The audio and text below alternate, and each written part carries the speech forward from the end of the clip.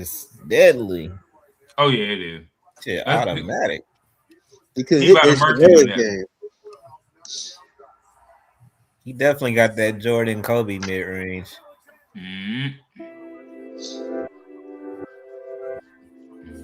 Nigga tried to run behind Wemby. He's turned around, still blocked this.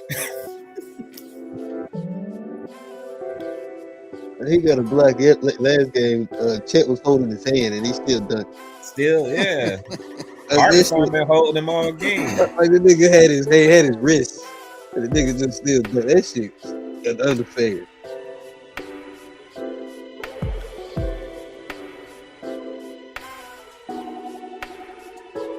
Yeah, Wemby with them two guards. That's not gonna be nice for the league. Yeah, they got too many guards, so they still got Fox off the bench. Yeah, they but got for the long term.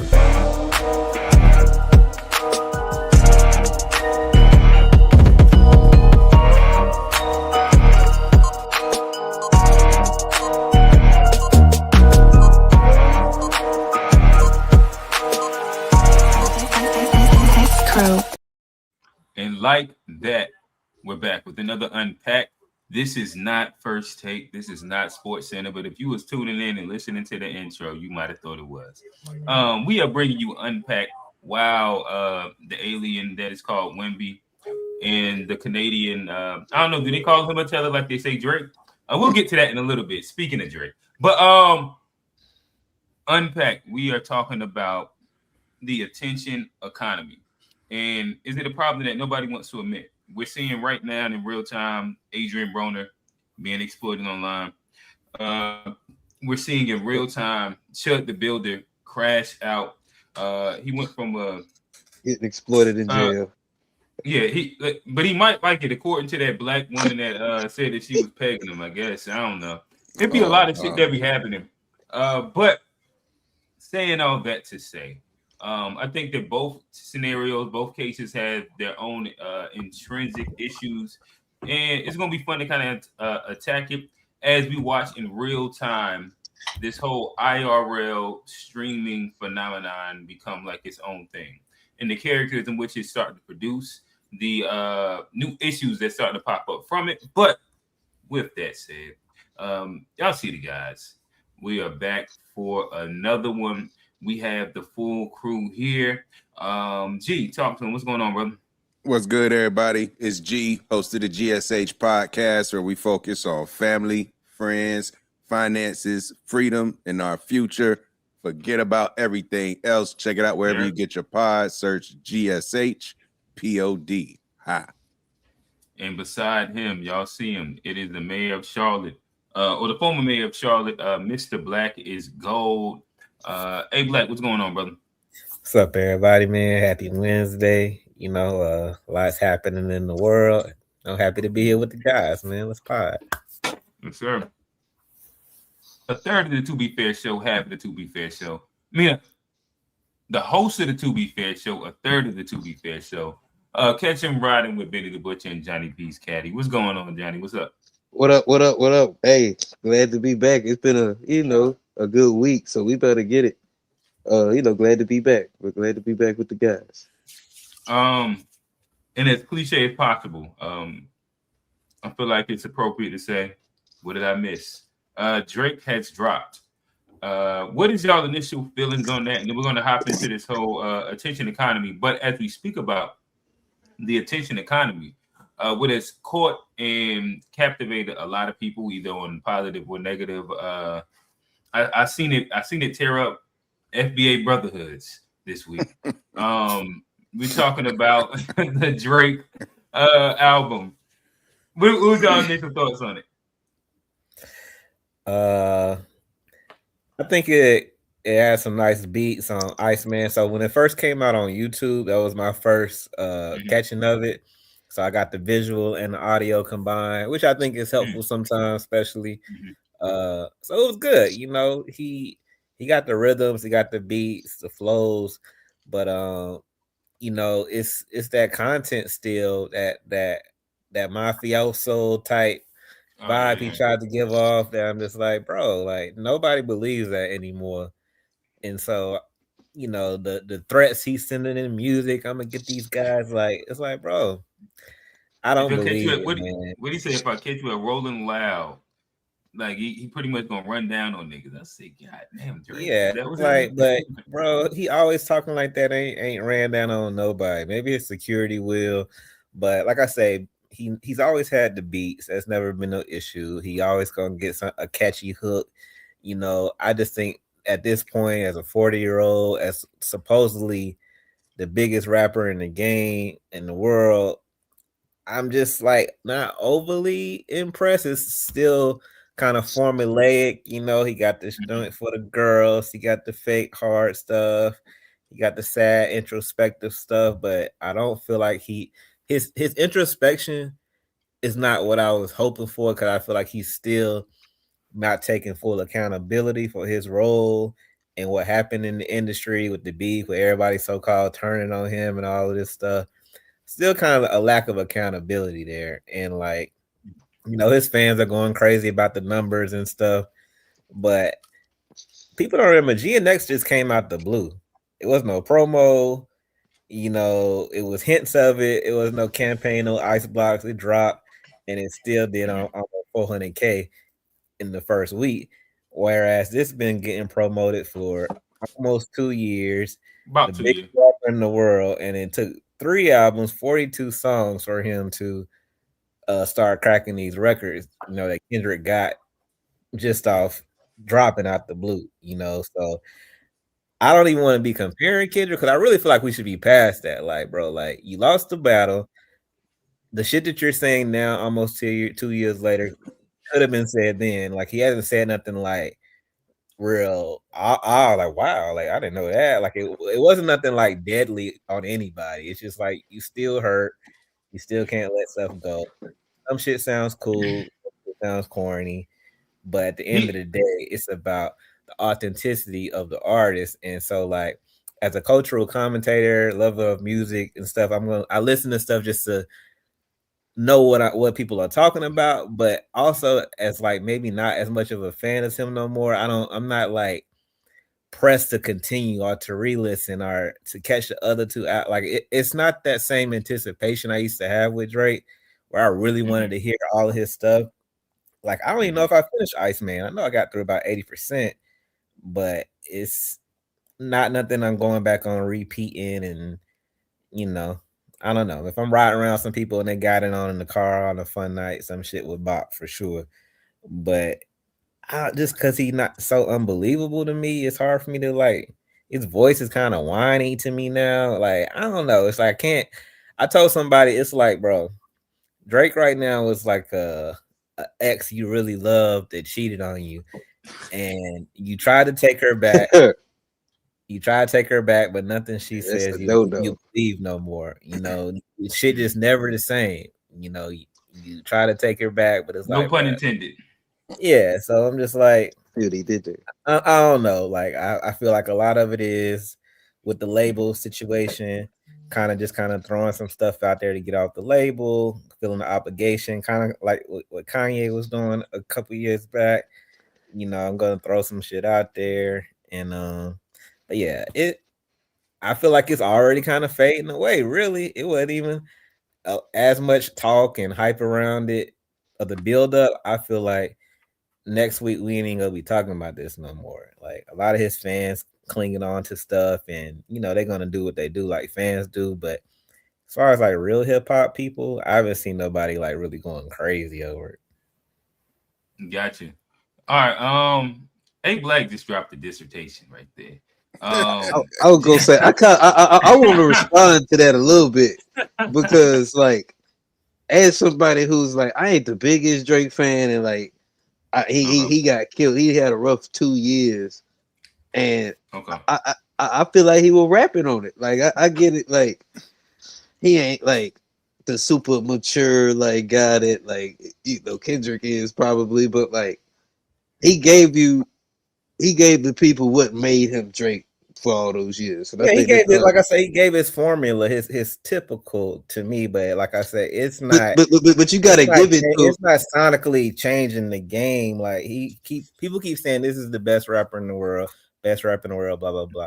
He ain't really coming with a sonic sound and creativity that's really changing the game to me. Like, I feel like he has lots of money and high production value that shines for sure. But like, what a bar to say the music's not like who out here is changing the game with music. Kanye. I mean, listen to his last shit. So Ye's not part of the machine no more. So Bully wasn't pushed like that. But if you look, I like Bully. That's what I'm saying. If you look what he's doing sonically, he tries to push the envelope. He's bringing in like new sounds. Like, okay, Kanye. I give you Kanye. But that's really the stratosphere of artistry. But you can easily say GNX was a push forward. Like, it was out the box of what Kendrick did and pushed a whole different sound inside. I guess. But nobody's really like copied it since though. But GNX was a West Coast like, you know, I think it was rooted in Drake West made a Coast song sound. like Drake copied it. He got it. He was trolling though. He was trolling. Like Drake didn't like try to copy it. Like he was trolling to show how like that was a bad troll, but we still like a troll. So that's a bad troll, but also we can't play revisionist history and not act like the West and people on that side didn't try and do the flows and the beat production. Like, Mustard almost had a new secondary run after that. Like, GNX, it set the sound for about a year. Mm-hmm. I think those were people in his camp. You talking about Baby Keem had a good little run, but that's his artist. Mustard, that's like his. It's all coming from that same Baby camp. Keem's had more than a little run. Like, Baby Keem's in but they're West. So it's a regional sound, and the region got on the sound. So it's like But my bad. I thought A Black was saying like pushing the envelope to something different and not being formulaic. And to me, GNX did that. Like, it introduced him to a different sound that ended up being pushed mainstream that wasn't the normal Kendrick formula. Mm-hmm. That's what GNX did. It didn't change the game. Yeah, exactly. Did A Black say change the game? I thought that's kind of what it said. I thought the way it was like basically like he not doing nothing that's changing the game. So I'm like, well, who's really changing the game? If you look at the year that Kendrick had, that was game changing. Like, everything he did, it was game changing for him, not for the like, it didn't change the industry. I mean, it changed the sound of music. Something different. But it's like 3 albums in the past 15 years that changed the sound of music. That's what I'm saying. That's kind of my point. I'm like, if that's the bar in which Drake is being criticized for the album that he didn't do that, then that's kind of a high bar to say, oh well, I was expecting something that happens maybe 3 average and triple double years. But ain't Drake the high bar? Like, don't we expect him to perform in the playoffs? Like, he ain't a role player. But he did. So you tell. But it's like. But I'm saying. That's what I'm saying. I think to say he didn't perform on the album is an overstatement because it's a pretty good album. It's a pretty good album, but this is supposed to be the number 1 rapper in the world. G is what I'm saying. Like, do we accept pretty good from our top players? We do. Jay-Z got some pretty good albums. But I would only say it's pretty good based on perspective. Every year, certain players. Kanye got some pretty good albums. Like, because if you don't think Drake's corny, this is a damn good album. But he got some pretty good albums. Damn good. Call Kanye the best rapper in the world. They call him the best artist.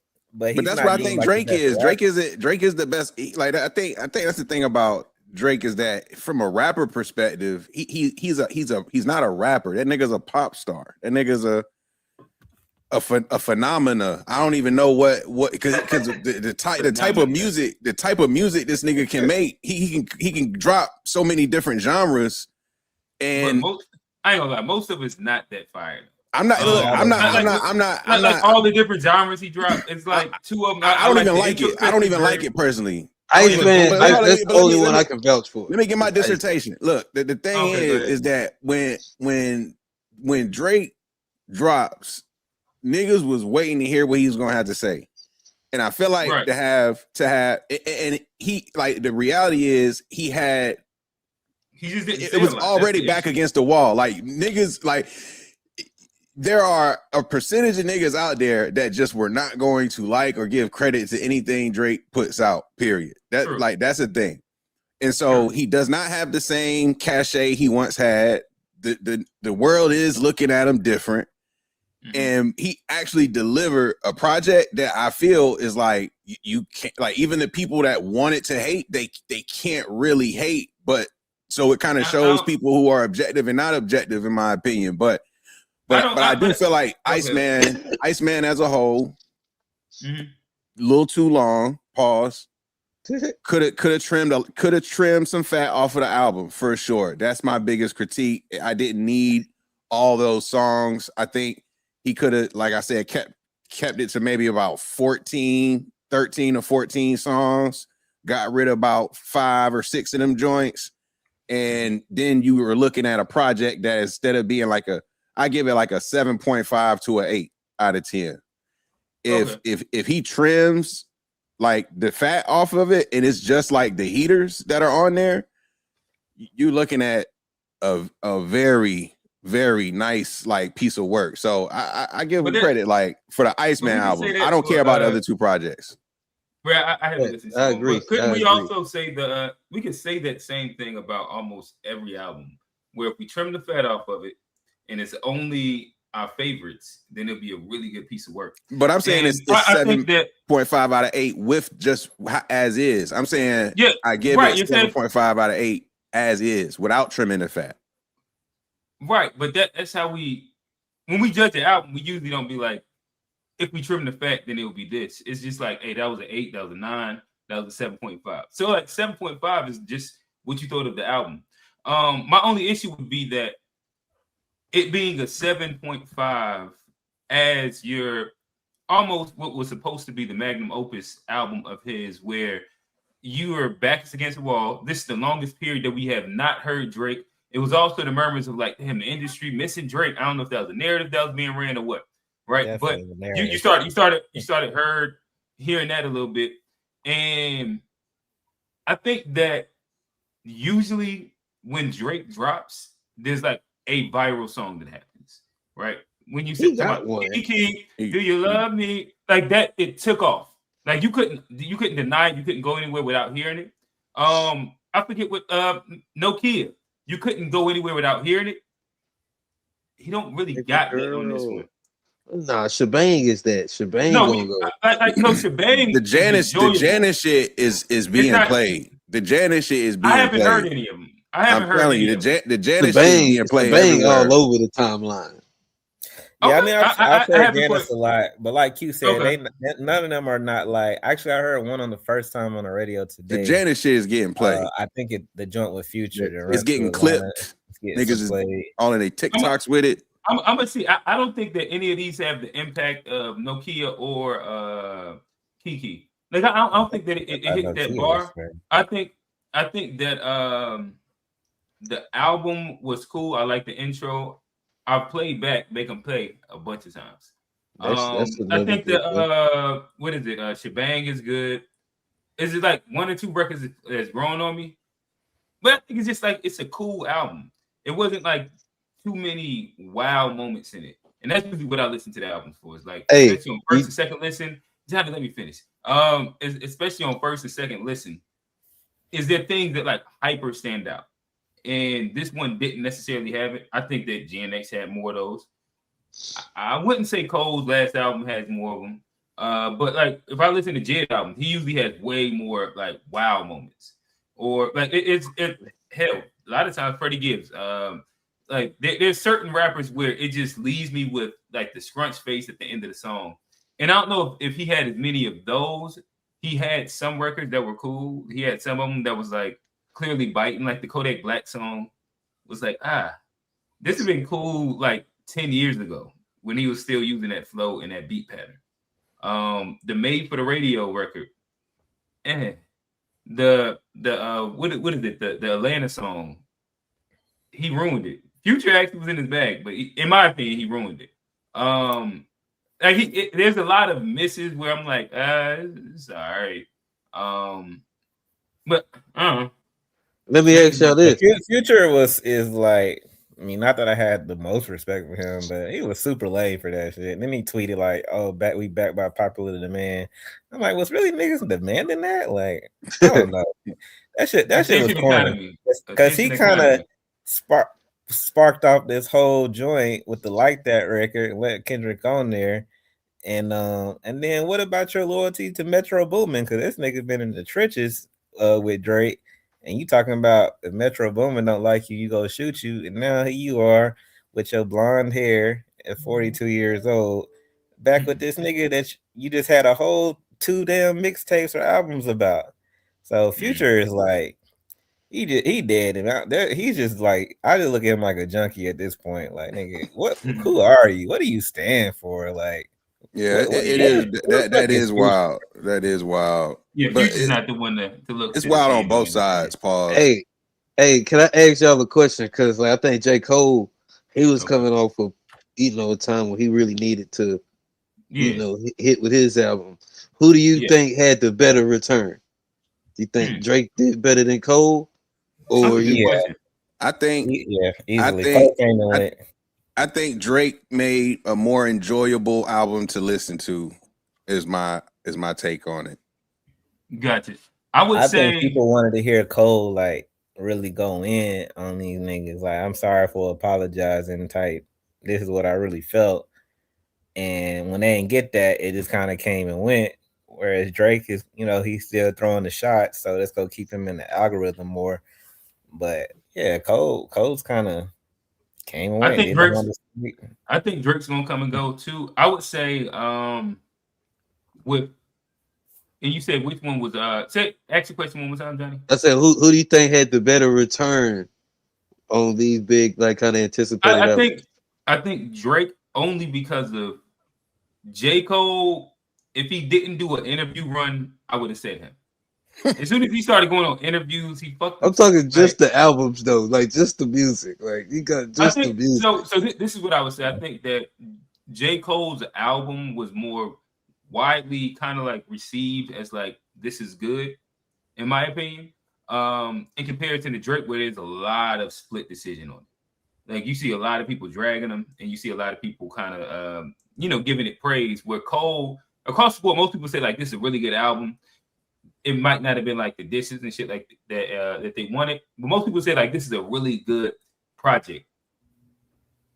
I don't think that they said that about like it's split with Drake. It's just when he started talking, he just started talking too much, and then niggas was like, "All right, we gotta get this shit up out of here." Yeah, because then Cole not standing 10 toes down on nothing. He back and forth. I love him too. Well, I did. People thought I meant this, but I really meant that. I'm like, Cole, shut up. Right. Yeah. Like, he keep trying to be the nice guy, and I'm like, but then he hop on the track like this vicious monster. This should have been J. Cole. Interview was like on some hotel black men mental health shit. I'm like, Cole, get out of here, bro. Which I think that there's a lot of shots towards Cole on that Firm Friends record. It's a lot. Make him Drake was talking shit. Like what I like about it is that like Drake didn't really run from like none of the things that were thrown his way. Like he just kind of Kendrick. He addressed everybody but Kendrick. He called that nigga Muggsy He had mad little darts toward Kendrick throughout the whole album. About stream, he trying to act like a lot of darts at Kendrick. Streams and a lot of joints, but I don't think he needed to do more. I don't think he needed to do what he did to DeMar DeRozan to Kendrick. I don't think he needed to do that. I don't think Kendrick needed a whole song because they already had the battle. So yeah, I get that. I don't think that he threw like really direct shots at him. We'll be the ones. I disagree on that. I'm asking. They're pretty clear. You can tell. So what are some of the direct shots? Like the botting, like all these streams disappeared. Nobody cared. I know that's the one that sticks out off the top. Yeah, I get that. I don't think that that's something that warrants a response. But like he didn't throw like so. But that's not a direct reference. No, it is. It is. Like with DJ Khaled in Palestine, that's a real shot. DeMar DeRozan, I agree. If we're talking about ASAP Rocky, he didn't name his name, but you put it directly together. You're getting bodied by a singing nigga. You sure they ain't even post a single. But see, like that's directed towards him. There was nothing that outside of what he sued about Yeah, make them pay. But I would disagree. I would agree if the framing is like he didn't spend a lot of energy on Kendrick or go as like hard as he, like I said, as he went towards like DeMar DeRozan, for example. That nigga tip or as hard as he went to, to the bars that he had for some other people, but like Rocky. But I feel like he couldn't and he shouldn't have, and he didn't, which was good. Like he did just enough to stay petty, to let niggas know, like, I heard this, I saw y'all ain't see this, but I ain't gonna make a big deal out of it though.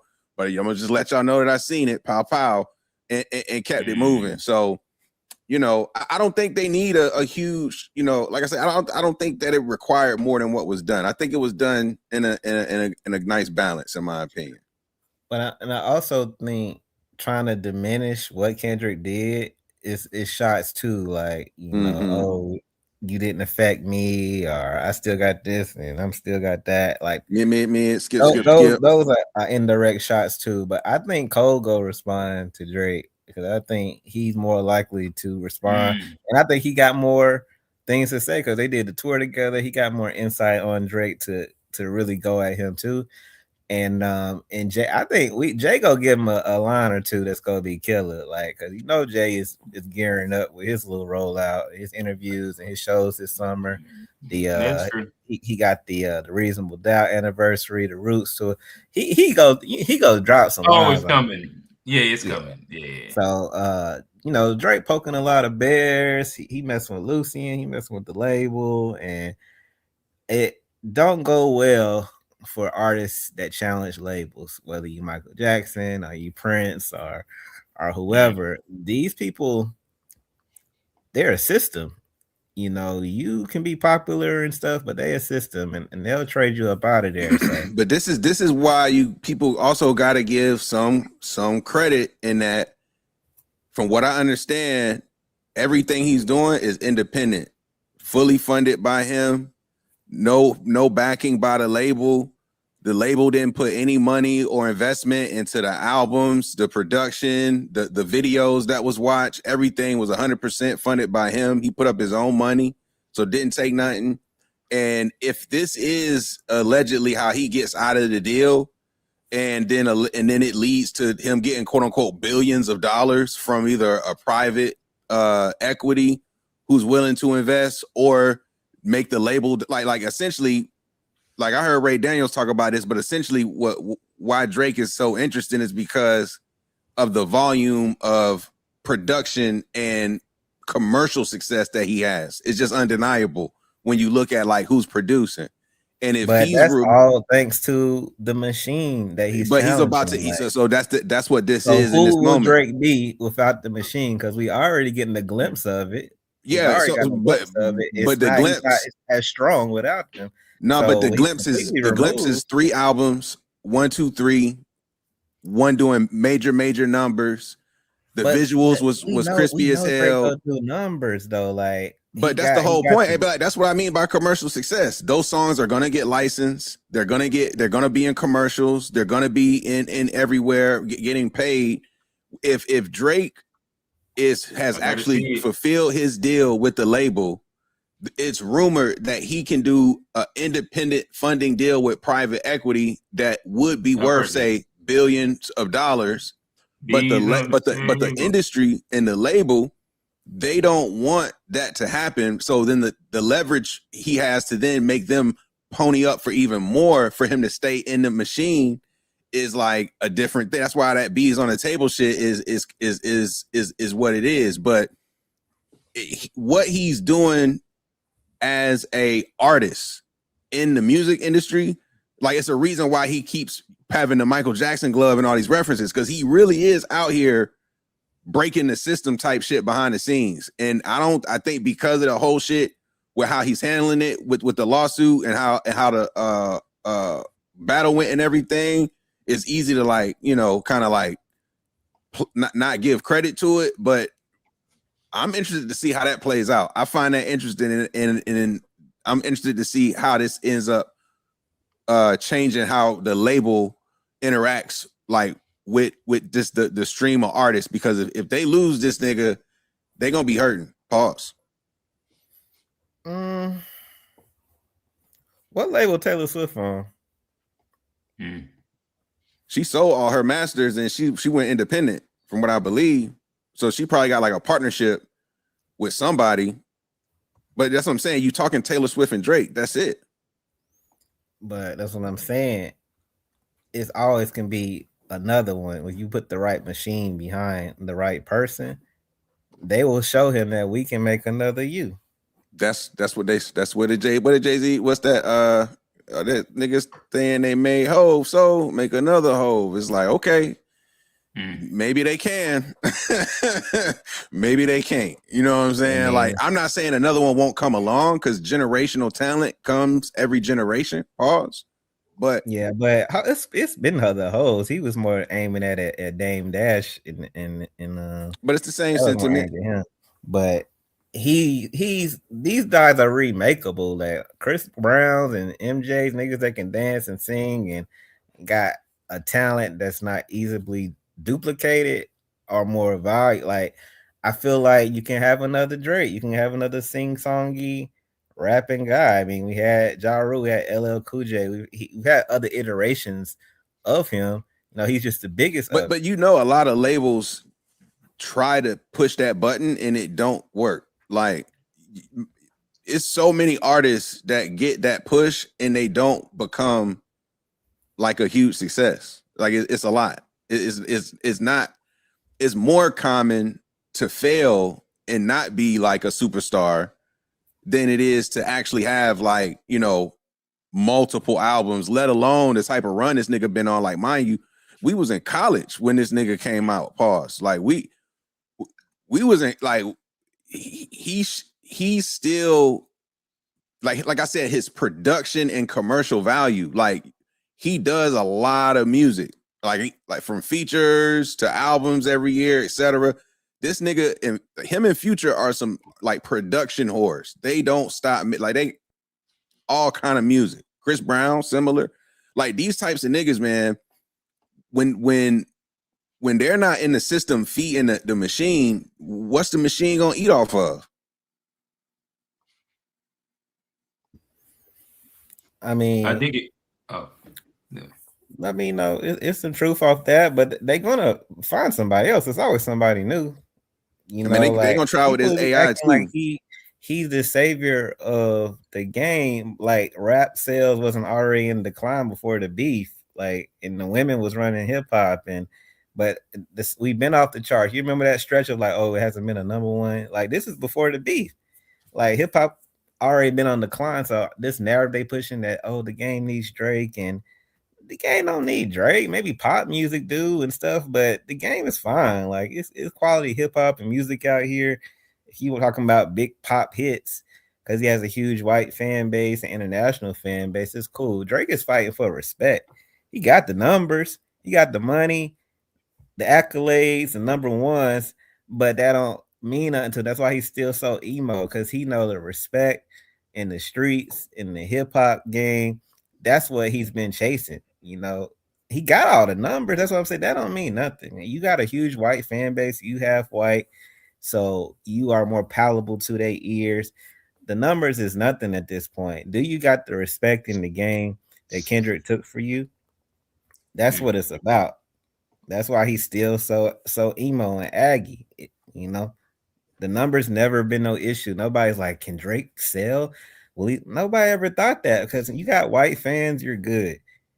You live in a country where they're the majority and you have white and you cater to them and you never stood for nothing black to really offend them, and the messages you put out are not empowering to black people, you're gonna sell good. You make music for women, you're gonna sell good. Like, but this man want respect in our culture. You know, like he want the MVP and shit, and his respect is teetering. You know. All right, cool. With that said, I guess it's probably a good time for us to segue our way into the main topic. Again, as we're talking about the attention that Drake has garnered, we are now moving into the attention economy. in which we have a couple guys. I'll play a few clips from them that have been making their way around the news. So we'll start with our guy Chud the Builder. I'll play this clip. Mace your ass real quick. So you one of those guys. I'll spray the shit out you. Yeah. I would rather you punch me in my face. Just learn how to act, bro. Learn how to act. Learn how to act. Why are you acting like a right now? You know what? You heard me. Sit down. See, you know what? Stand up with the Come on. Look at him. Stand up with the pimp. Y'all need to learn how to act. I'll make a move, man. Y'all need to learn how. We can record all we want around here. Record it, brother, man. Come on. Come chimp over here. Oh no. Come chimp over here. Chimp. Why you acting like that? I don't like that though. Act like animals. You're chimping out. Look at me chimping out. You know what? All right. And of course we have Once Upon a Time was a celebrated world champion. That's the best way I could put it.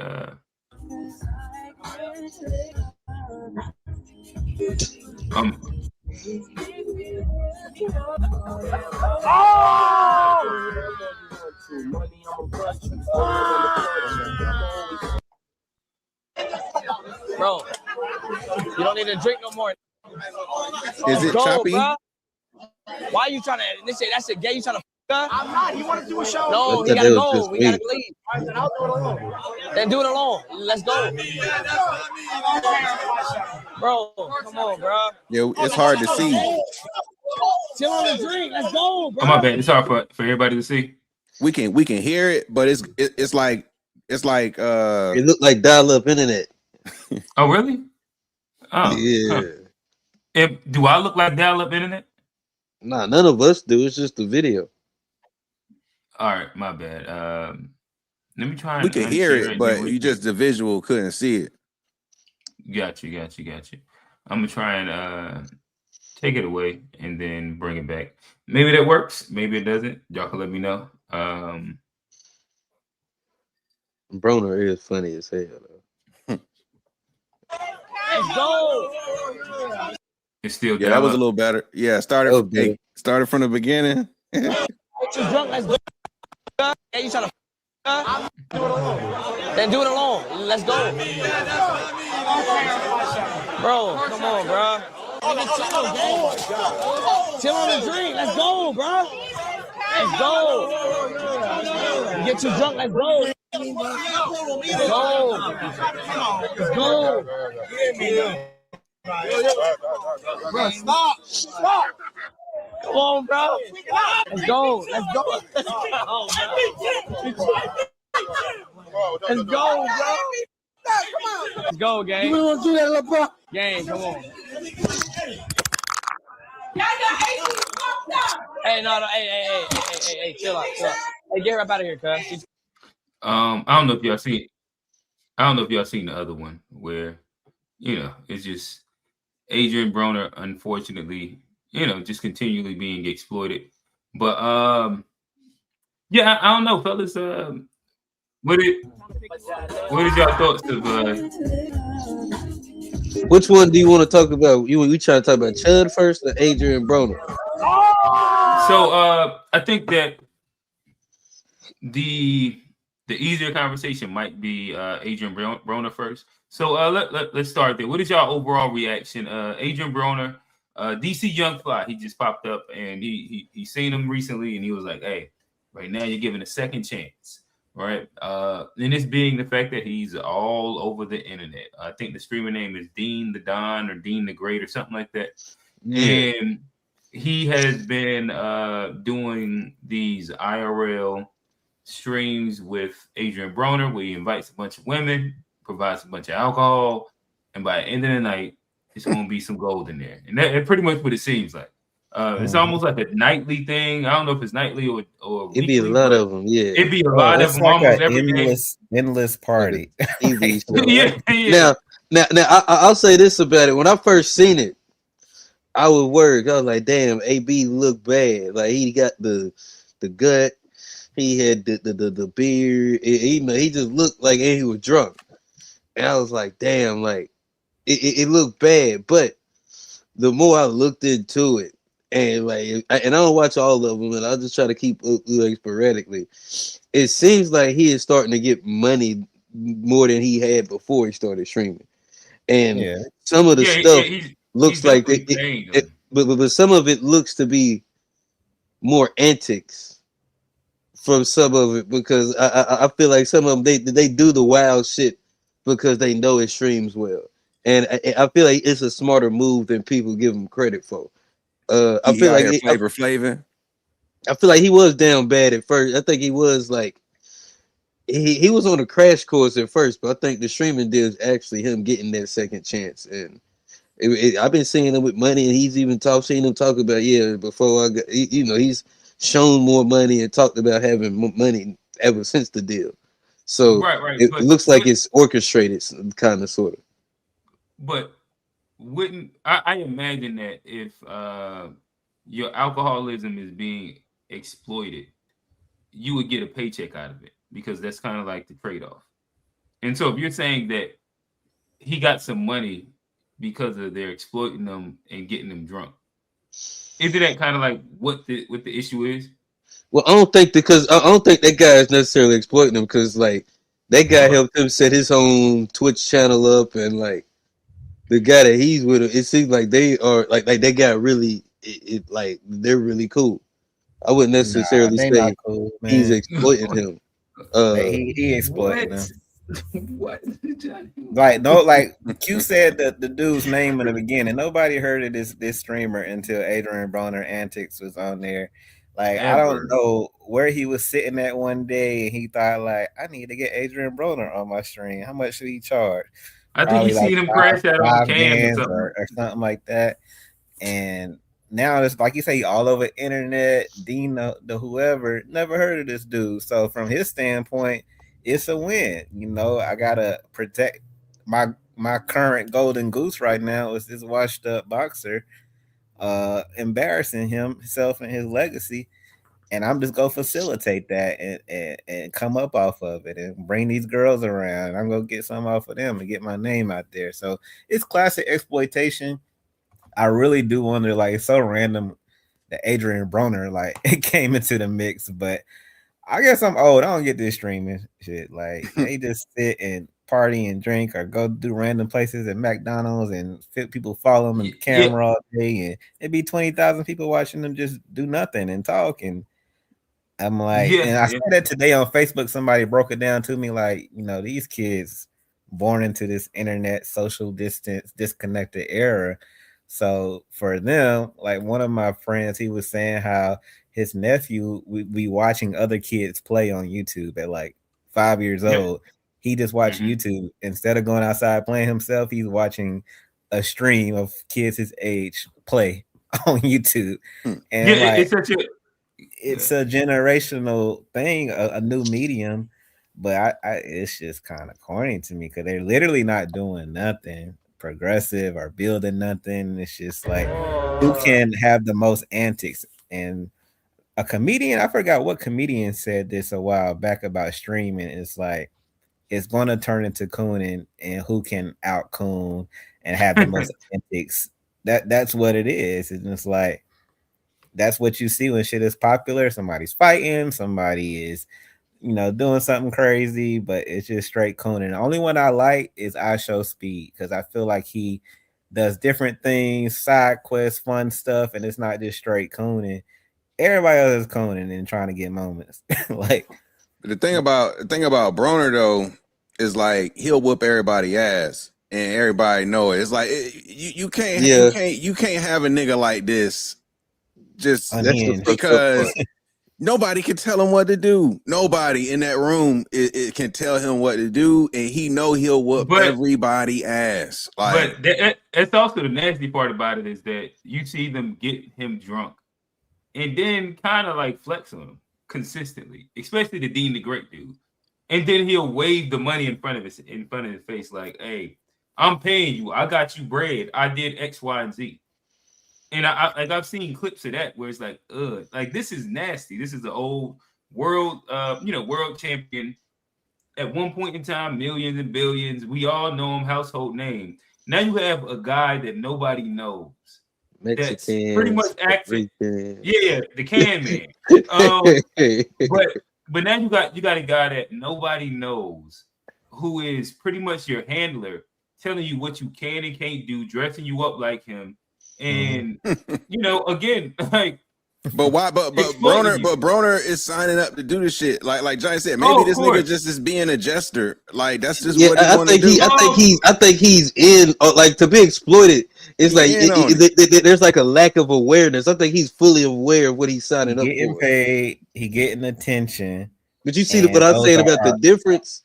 I think he's fully aware of what he's doing. All right, so my bad. Would you say that Adrien Broner is an alcoholic?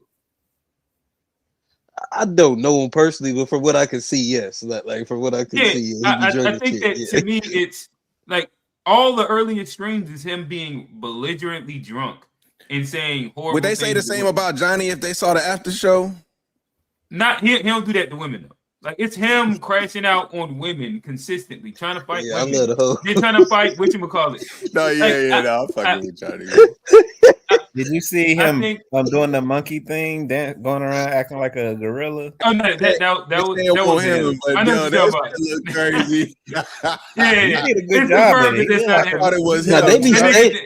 They be saying some wild shit on there though too. Like it be some nasty work. But somebody in the comments said that they be trying to tell him to stop drinking, but at the same time, if you really care about somebody, you know you got a problem. You're not even bringing them around that. They know he's not gonna stop drinking. They just say that to like say it. It's like somebody saying, "I'm gonna pray for you," but I'm not gonna pray for you. I'm just saying. Right, but they also give him the alcohol, and they say it when he gets too drunk.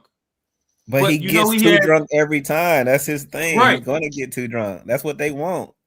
And they're putting him in the. You really don't want that nigga getting too drunk though, because he's like he does it every single time. But he does it every single time. That's what gets the IRL streams up. That's what the Dean the Don dude has gotten viral off of. But it's also a dangerous game. But has he like passed out and threw up and shit on the live? Like a real I've seen him throw up. They've been about to fight a few times. Oh yeah, shit. I about forgot about that. Like they had this nigga on the live begging for money to go home to the cameraman. Like this is the shit that they done did to him on live. But is he just talking shit to the cameraman? Like he's asking him for money for an Uber to go home. Yeah. Well, he saved his beard for $1,000 on there. That kind of felt exploitative. But like getting him completely drunk and letting him make an ass out of himself over and over while understanding that he has alcoholism isn't exploiting him. It's literally. I mean, like if you gonna be drunk and broke or drunk and paid, at least you're getting paid. I have to feel like all right, so you're giving him an opportunity. So for you, as long as you get paid, is not exploitation. This nigga. That does make a big difference.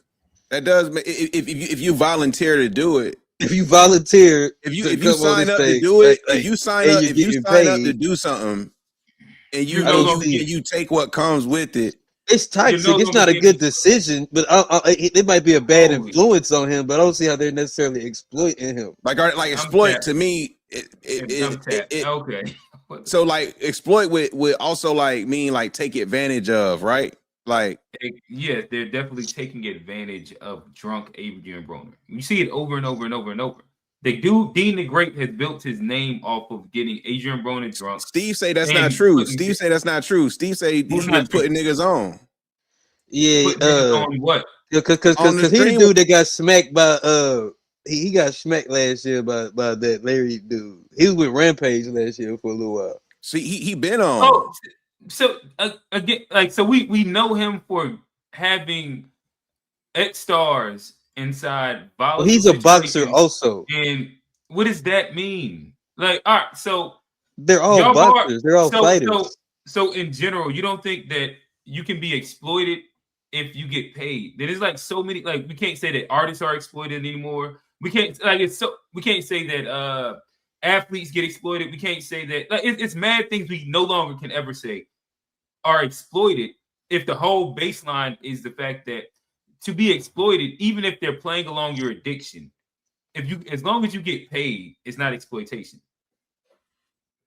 I feel like if you voluntarily choose to do something and you understand what you signing up for and you take on and you take that on, then that's exploitation. So if I would say, so if you're broke and you're doing tricking him into these situations, right? No, are they giving him a contract that says one thing and takes all his rights? And that's tricking. That's not exploiting. That's like tricking somebody and exploiting is different.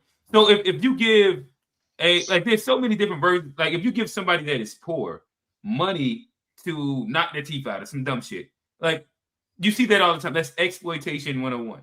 If you give somebody that is addicted their actual vice and you pay them for that and then you record them, that is exploitation.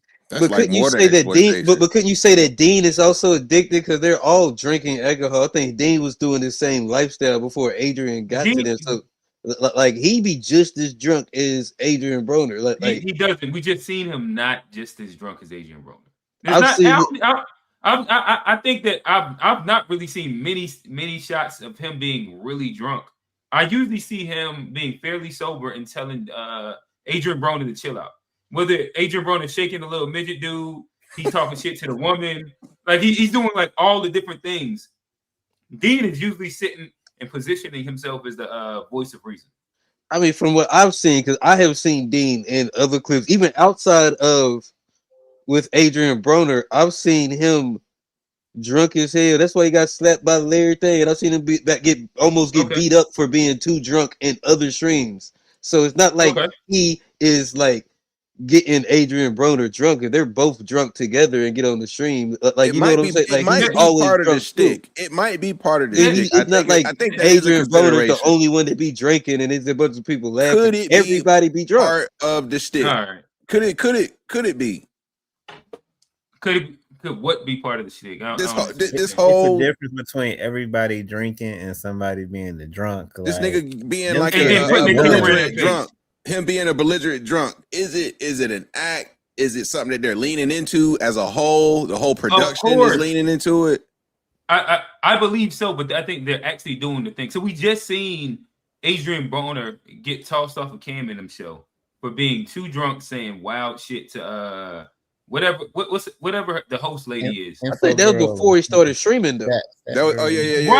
He kept hitting on her. Yeah. The issue is that he gets too drunk and says wild shit. I think that before the Dean the Great shit, it was like another one. I've even heard somebody, I forget who it was. They said if Adrien okay, that's Broner fair. That's fair. He's got a history. You saying he got a history of being too drunk and saying belligerent shit.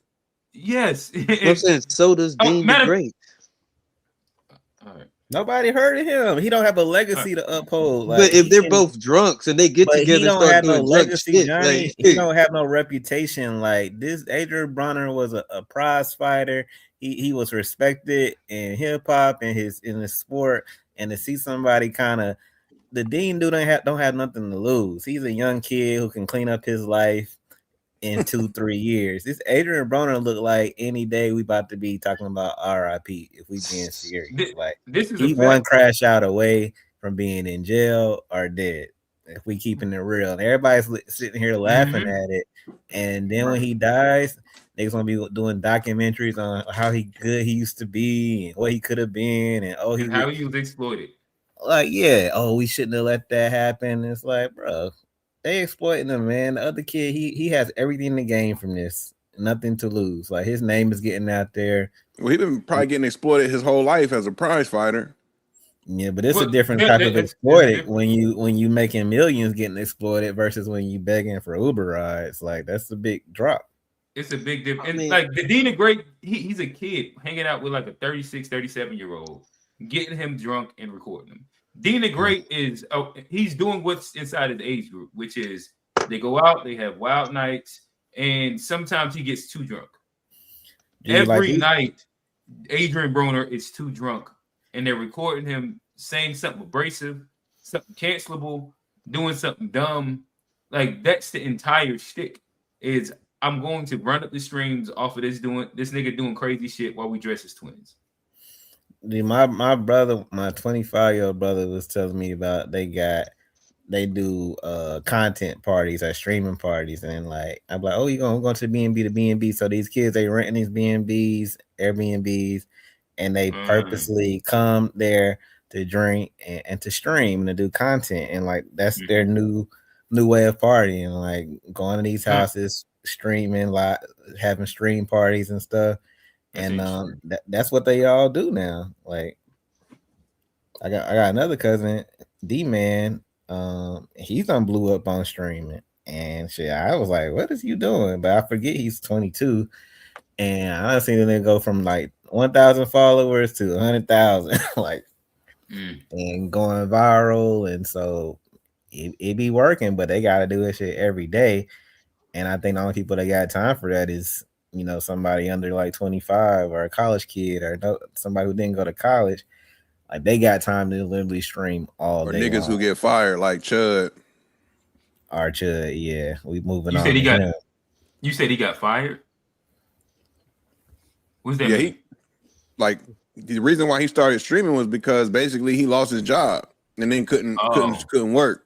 And then tried to work independently, but nobody was fucking with him because he was racist. Then he had to go see the plug. Who the plug? Charleston White? No, that chick he was fucking with. Plugging, all right. I don't know about the validity of that, but I wouldn't be surprised because them type dudes be the same ones that like black women. And oh no, shorty, it's a black woman out there saying she used to do the Boston Richie to him. It, race play and all that, what they call it, race play.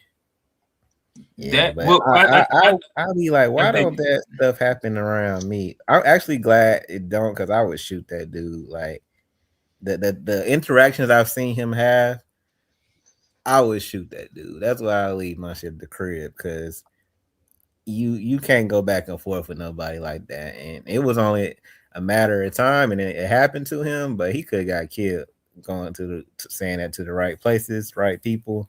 Well, that's why Charleston White was saying niggas is too soft, that this nigga will go around and make this content without no repercussions. Like, but he wouldn't at the corner store with the YNs and stuff. Like, he got passerbys and shit. He want to go get trouble. He wasn't going in majority black places. He was going in places where it was still a majority of white people. Yeah, so he's still safe. I think Fat Boy was saying that on Sunday. Yeah, Sunday. Speaking of Charleston White. Chud. I love Chud because you know what Chud is showing everybody? Black people are cowards. You can spit on them. Cowards. You can call them niggas. They won't do nothing. But if another black person says, "What's up, bitch ass nigga, what you looking at?" they'll kill him. If another black person does the things that Chud is doing, white people can go back to mistreating black people. I swear to God. And black people ain't gonna do nothing but take it. Man, why really? Man, you know what's scary? They letting him walk around and stream it. Don't y'all walk around streaming and video recording us kicking each other ass? What's up, bitch ass nigga? So what's wrong with Chud? What's wrong with Chud? I've never heard of him. I have, and I love him. I love a white man that'll look at one of you bitch ass niggas and say, "What the fuck are you staring at, you mother?" And now you're white man can't ever call me a nigga. One is doing it, y'all. I haven't seen one crash out, nigga. Now Nashville, and I'm talking to Nashville, Tennessee, because he's in Nashville doing this. I remember when I was in Nashville, I said, fuck something about Nashville. The city was on fire talking about what they gonna do to me. But boy, here we got a white boy just openly saying in a disrespectful manner. And that mace, my choice of weapon. I love Chud. G, talk to us. Man, I think so. I looked at some clips because I had never heard of this dude until today. I didn't know about the situation, his content, anything. So I just did a little scroll research, looking at just different clips and stuff going on as it relates to the dude, and his whole just shtick of walking up to black people, trying to be like, you know, I don't even know the word, just like an asshole about using the N-word with the hard R, being like nigger, like, oh, you like freedom of speech, right? Ha ha ha. So white people can say nigger, and it's like, wait, what? Like, what are you doing?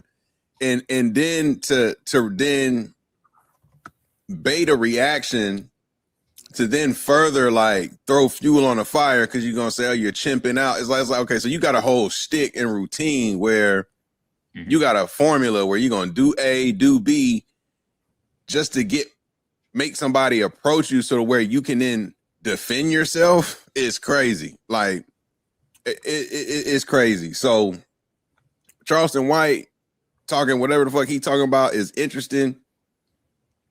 I do think it is interesting that it took this long for somebody to hit him, but I knew somebody was going to do something at some point. But the thing is, in a place like Tennessee, this is why you got to be careful, because people will bait you and then shoot you as if and claim self-defense, and it really don't matter because your ass is the one who got shot for reacting to his dumb white ass. So it's one of those things where it's like, okay, you could say, oh, black people let white people do, but you just minding your business, walking down the street, not expecting a white dude to come up to you and try to provoke you, and now all of a sudden you reacting and the nigga shoots you. So it's like, you know, is that really what black people should be doing? Like getting shot? Like, so it's an interesting story, but I really hope that the law ends up on the right side here this time for once. We'll see what happens.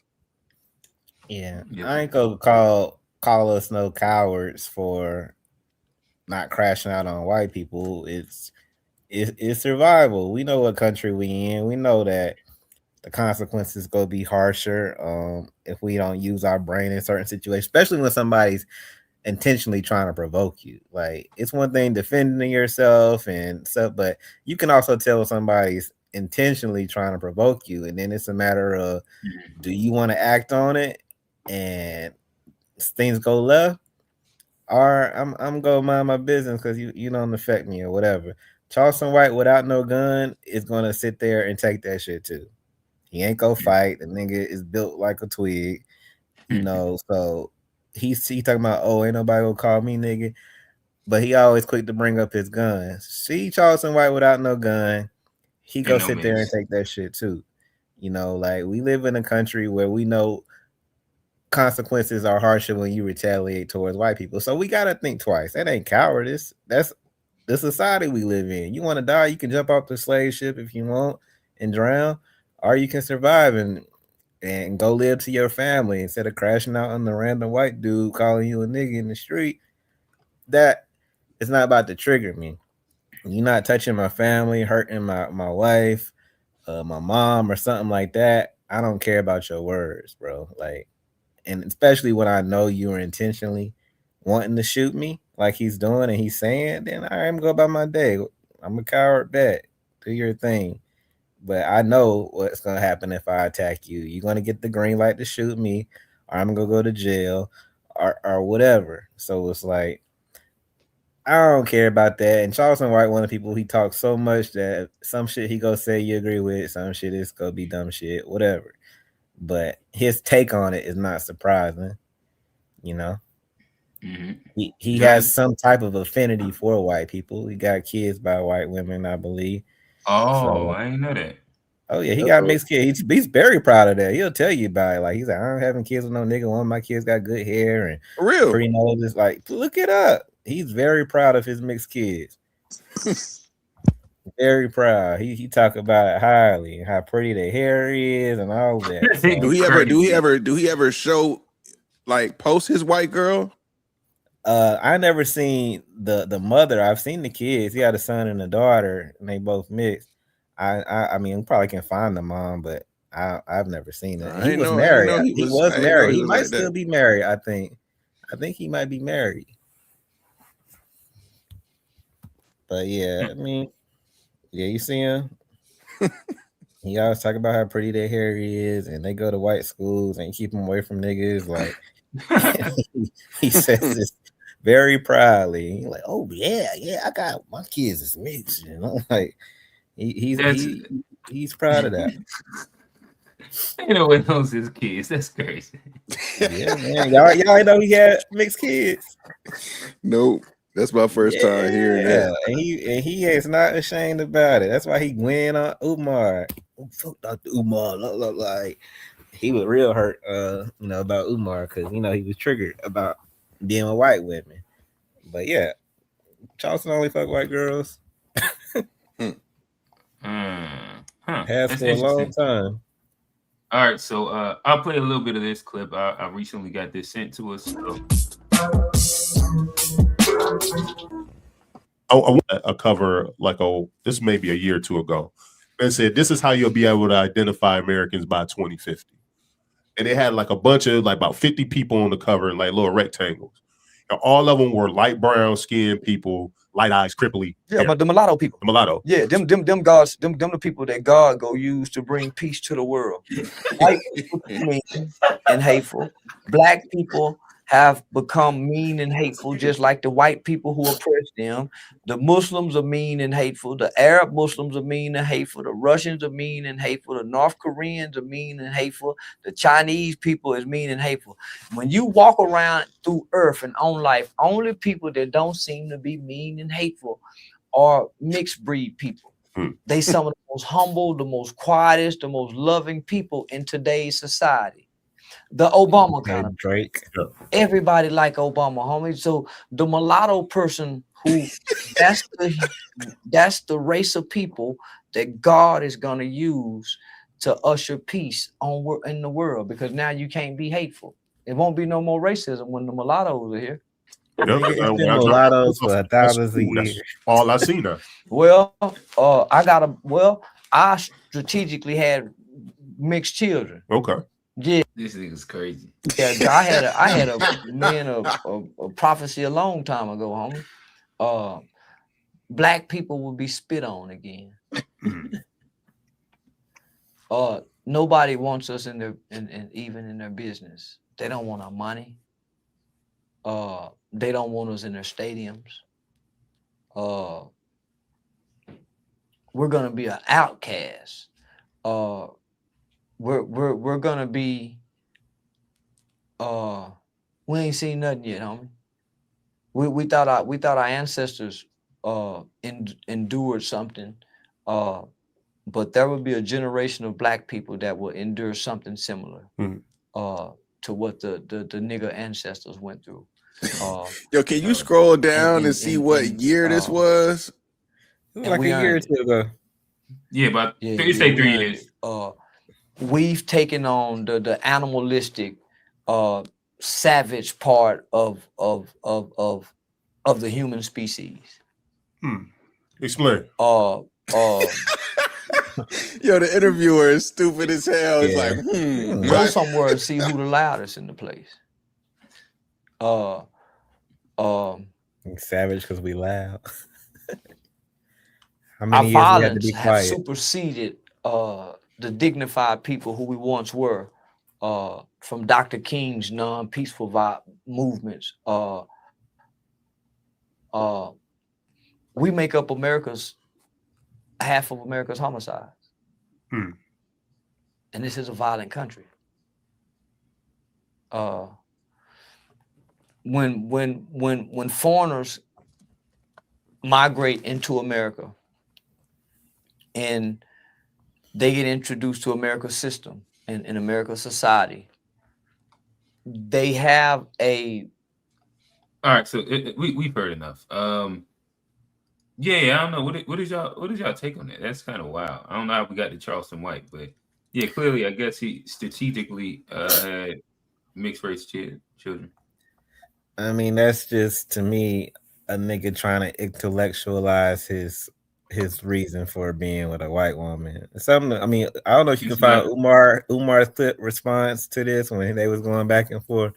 He broke it down better, but you know, like I say, Charles will say some stuff sometime that like, that's true, but he full of shit at the end of the day. He like white women, and he has a hate for black women, like some people in our group chat in a way, and you know finds a way to try to intellectualize it at the end of the day. But like, it's been mixed people for thousands of years that ain't ushered no peace in. Like, there's been migrations of countries into other countries intentionally to mix, and it's never brought peace. It's actually brought more chaos because it creates a mulatto class. It creates a division of your loyalty of your between your mother and your father.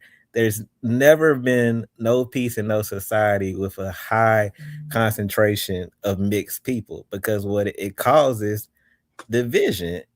Like when your mom is white and your dad is black and there is a race war, you're confused. You can't be focused. You can't be locked in. So it's like when the Portuguese sent all them people to Brazil to mix intentionally to lighten the color, it didn't usher in no peace. We got the favelas. We got the same disproportionate shit in Brazil that we got everywhere else. Like, they've done this for centuries. So his reasoning is stupid. He trying to come off like this some prophetic God thing, and at the same time, this dude be on the most devilish shit ever. Like, bro, just say you like white women. Like, you don't gotta be on this whole like this what God want. I had a prophecy to like, nigga, please. Like, just say you like. I would respect it more if you just say I like white girls. I want to have mixed kids with pretty hair, like some ignorant people say. But all of this deep prophecy type shit, it's like, bro, come on. You can see through that. Umar ate him up about it too. Johnny, how do you feel about that? Would you intentionally swear to have good hair kids? We can't hear you, Johnny. I'm gonna take that as a yes. Say I ain't got a swirl for the good hair, thankfully. You know, thankfully we ain't got a swirl for that. But he just sounded like a race hate, you know, a bunch of Republican talking points. Yeah, it's just some wild shit. Like, I don't, you know, it just sounds like he hated himself. You know, something he look in the mirror and see that he don't like and make him speak like that. So I don't know. Okay. So I guess if we was to kind of push it back to the actual Chud the Builder conversation, this is a bit of the conversation that two of Black America's favorites was having a conversation about Myron Gaines and DJ Academics. Heather Babel. Why they putting his name on a book? Just like how Chud is an irrelevant streamer. But you know why? Their rhetoric matters that much to the offended people that your name is on a bomb. This guy's rhetoric, Chud, matters that much. That's why you're getting punched in the mouth. Yes, it's the same thing. I get it. You want to say this thing overseas is bigger.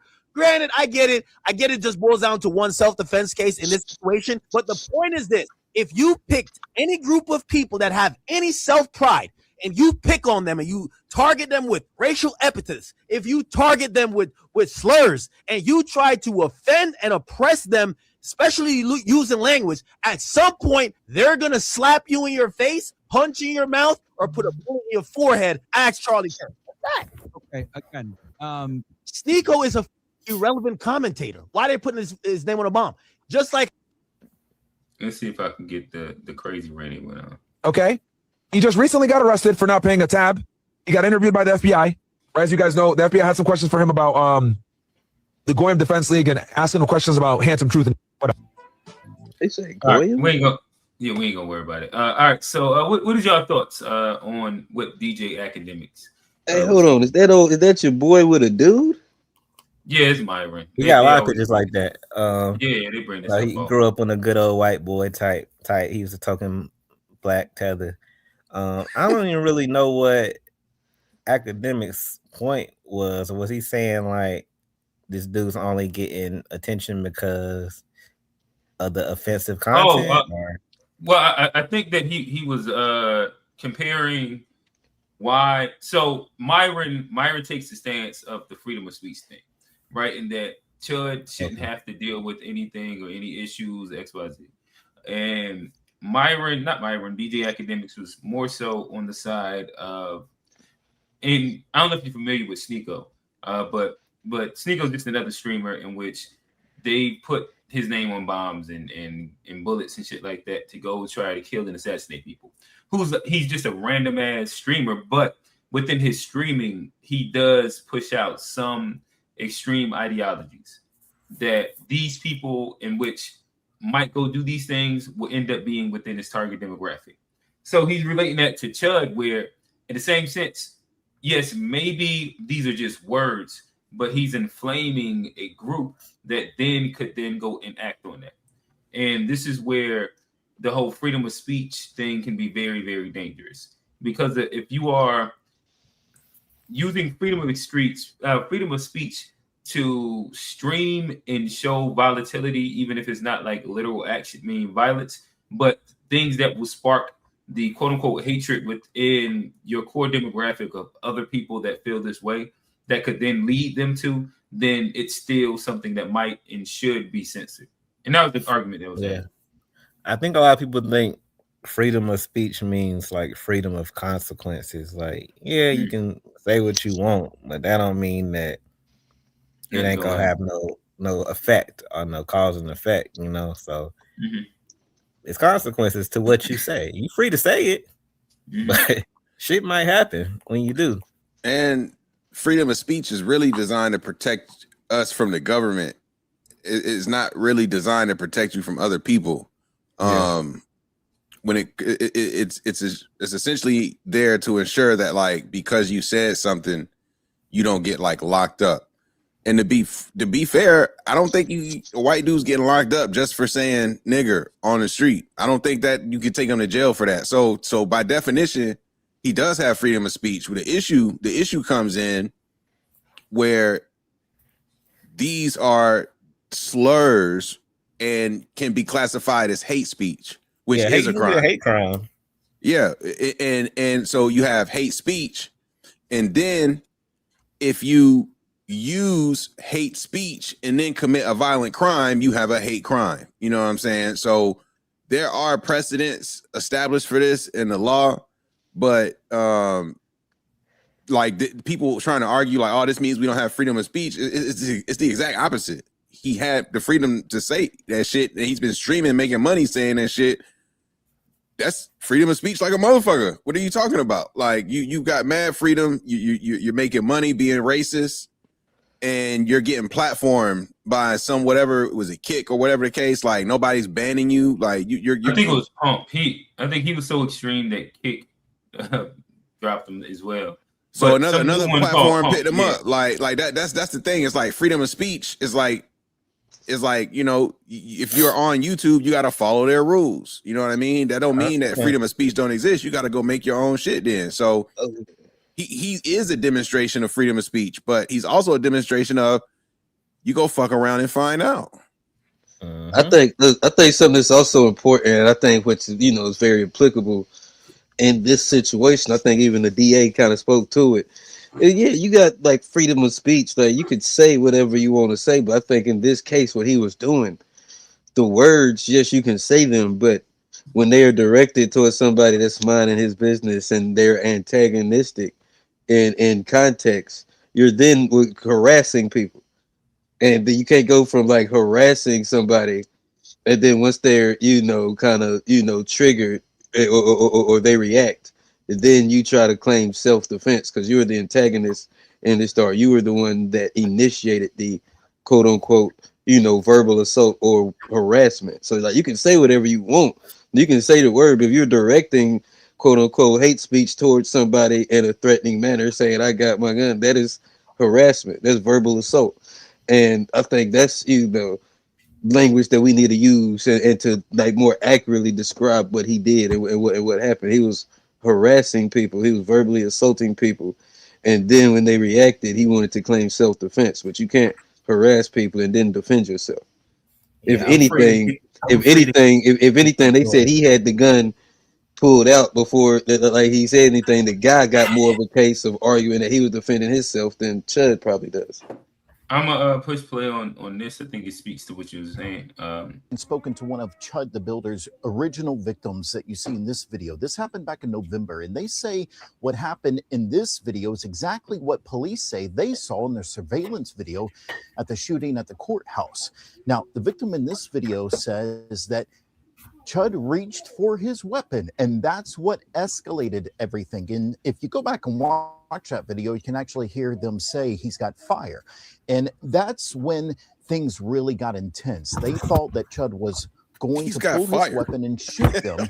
And in this video, Chud originally said that he was the victim, that he was minding his business and that these men were harassing him. And that's the only reason why he started filming. And that's why he said the word that everyone is arguing about. Of course, we have seen since that Chud's style doesn't match his version of events for this story. But the man in this video and his friend, their version of events match the police report, according to the shooting at the courthouse. Now, many people are upset about freedom of speech. This isn't about freedom of speech. Nobody cares that you use that word. Go ahead and use that word. I don't care. I think it doesn't get you anywhere in life. I don't think it progresses you in life in any way, shape, or form. But whatever, that's your business. Use it how you like. But people tend to forget that people who are out minding their business, who want to live life peacefully, they have rights too. And they have freedoms also. And they have the freedom to live in peace. That's what blows my mind about this. This isn't a freedom of speech thing. This is about everyone has freedom. And people have a right to live that freedom in peace. Nobody's mad that you use the word. Use the word. But I suspect that authorities are going to find in Chud's messages, videos, and the things that he has not posted that he was doing this to antagonize people for profit. And that's where the self-defense claim will go out the window. All right, Johnny, I toss it back to you, brother. Well, yeah, nah, he kind of said it. I like this dude too, Robbie. He breaks stuff down in a good way. But yeah, and I think that's the one thing that I think sometimes we forget when we have these discussions when it comes to like freedom of speech. Like there are limits, and it's not just necessarily about censoring like the words that you're saying. Like you can literally say any word that you want to say. There are consequences. I think society is built in. That public. People have the right to choose what language they accept and what they don't accept. That's something we all got to live by. You can't go in a mall and just screaming obscenities and stuff. That's just normal. So there's all rules and there's all limits to this quote unquote freedom of speech. And I think a lot of people like Chud the Builder, and I was saying this the last week. They punch down like screaming the N-word is like quoting the freedom of speech is like a weak argument. They're bigger threats to like the First Amendment other than like your quote unquote, ability to say the N-word in public. You got, a president that, is wanting to censor, a lot of the press. That's one of those. You got like folks attacking mosques, and there's a lot of Islamophobia. That's part of the freedom of First Amendment. I think there are way, bigger things to the freedom of speech if people want to go down that route. But, screaming the N-word and you just being a dickhead and assaulting people, that ain't gonna get you nowhere. Gonna get you in jail with a bullet hole in you. And he claiming he's gonna claim self-defense. Like, man, like self-defense. Like this guy already talked about, like, you can't claim self-defense if you provoke the incident, one. And the other piece to this whole thing as it relates to self-defense is like imminent danger, like a deadly force meets deadly force. Like, do you really gotta shoot a nigga because you got sucker punched? Like, in front of a courthouse at that? Like, it's like, are you really in death, like in imminent danger, because the nigga sucker allegedly like walked up from behind you and punched you and didn't see it? For what I understand about the punch is that something happened where he approached the guy So he saw them, he approached them, and then he walked away. So he initiated the whole thing by approaching them from the start, even though he quote unquote walked away. But when he walked away, apparently the other guy followed up behind and punched him, I think. And then things ensued from there.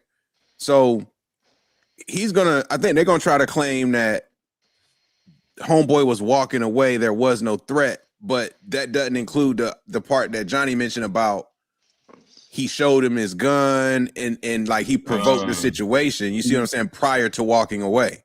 He'll probably try to use though is because what it sounded like the guy was getting the best of him. Oh, he was definitely getting the best of him. And said fight. I think that's what he chose to shoot was after, because like to shoot yourself in the arm, that means you was probably getting your ass beat pretty bad. And I don't disagree. I don't disagree, but to win self-defense, it's not like one or the other have to be true. It's like multiple things have to be true, and only one thing. Like 5 things, yeah. Right. Yeah, I'm just saying that's probably the defense he's gonna use. I don't necessarily. I mean, but it's tough. Like this guy just said, the fact is you have a clear history of provoking people for profit, and they're gonna make clear evidence of that in court. And it's going to be, it's going to be interesting to watch. The fact that they hit him with attempted murder is like, oh, okay, Tennessee. I think they're offended because this white boy was stupid enough to do this shit in front of the courthouse in broad daylight in front of mad pedestrians. I think that's the message that they're going to get across. Like, no. Did it happen in Nashville or Clarksville? Clarksville. Okay. So the fact that he shot the gun multiple times in that open area in front of the courthouse, that is like they gotta make a example out of this dude, because that's not safe. That's very dangerous to the public. You can't send a message that this type of behavior is acceptable. So I'm really curious to see how this plays out in the courtroom and what kind of sentencing they end up leveraging, because I don't know if they'll get him for attempted murder, but they got multiple felonies stacked on top where some of them are just undeniable. So he's going to do some time for this. Yeah. And we also got to just say how corny it is that you talked all that shit about black people, and then the moment something happened, you got your ass whooped and you shot yourself. And apparently he tweeted. Shit. He tweeted like the day before, I'm gonna do something and shoot a black person or something like that. Like he talked about and get off with self. Now he was popping it that week before he all was, time cornball. Like it was reaching its pitch, in which I came across it in the Discord. I tried to ignore it, and like they wrap it up inside like swirling and all kind of shit. But what the hoes got to do with this? I missed that whole. I didn't even catch this in the Discord. What the women got to do with this? It was a black woman that was doing the pagan shit, and so before she came out and said that, who posted it and was like, "Hey, see, even he be swirling, and black women, they love a racist white man." That's kind of what the narrative was, and I was like, all right, I'm gonna kind of continue to ignore this. But once he got shot, I said, all right, let me see exactly what happened.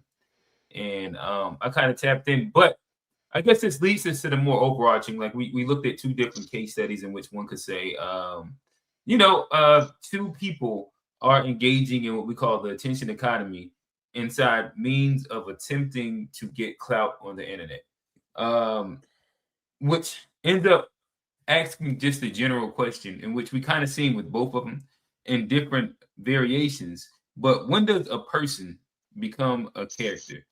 At what point does your online identity stop being you and start becoming a performance?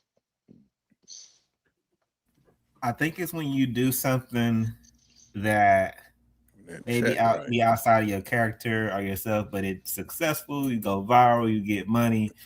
And for anybody who's never been viral or had any taste of fame, it's addictive. So I mean, we see it every day in our timeline with the women, with the IG girls and naked girls. That attention, that dopamine is like you got to try to keep recreating that. So if I'm doing something, if I'm talking to men every day about how to be better, and it's cool. But then I let a woman call in and I go viral. Now I'm gonna talk to women like Kevin Samuels did, like so.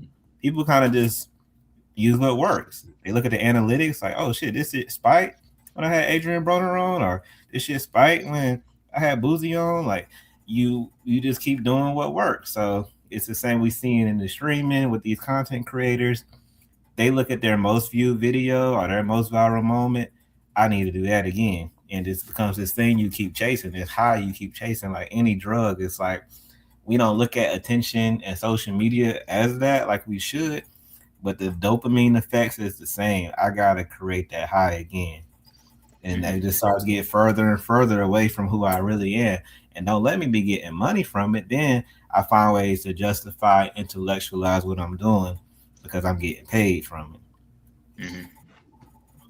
Yeah, I agree. Once you make it business, it's all a character at that point because it's entertainment and it's business. It's like you are trying to do something not even because you like it, because it's like means something. It's literally just in the name of trying to profit, and the way you profit is through an equation which is based off of eyes and views and clicks and etc. So the more eyes and views that by any means you get those eyes, it's what your focus is. So I mean, it's not that unsimilar to like a music artist or like a WWE character, if you will. Like you get the people what they want, and like that's the kind of unfortunate piece about this is like these, it's a reason why these niggas are getting platformed because there's a market of people who want to see it. You know what I'm saying? Like,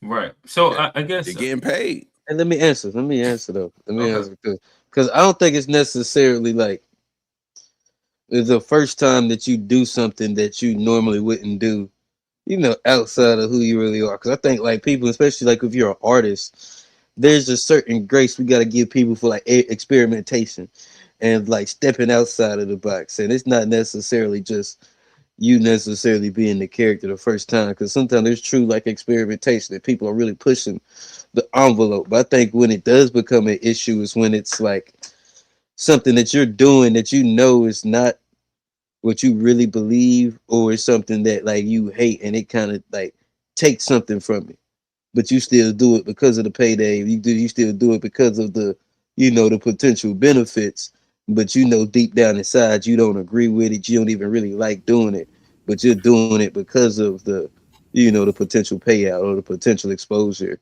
that you're getting from it. Yeah, we already seeing that with the OnlyFans girls and the porn stars that's been doing it for a while. We see them kind of circling back like, oh, this wasn't me and I never wanted to do it this long, this much, but I get paid. So it's like I say, it's once something hits and then it becomes like, oh, I need that again. You start to become who you not. And I guess you need that again, or that's what pays the bills. Yeah, my only pushback to I guess what Johnny was saying is that I don't know if it has to be something that you don't like for it to make you a character. Like so, for example, we've dealt with especially like not this year, but when we was inside our heavy FBA delineation phase, like we dealt with people that almost became caricatures of an ideology, and it wasn't that they hated it. It wasn't that they disliked it. Is that they leaned so much into it that it became their identity.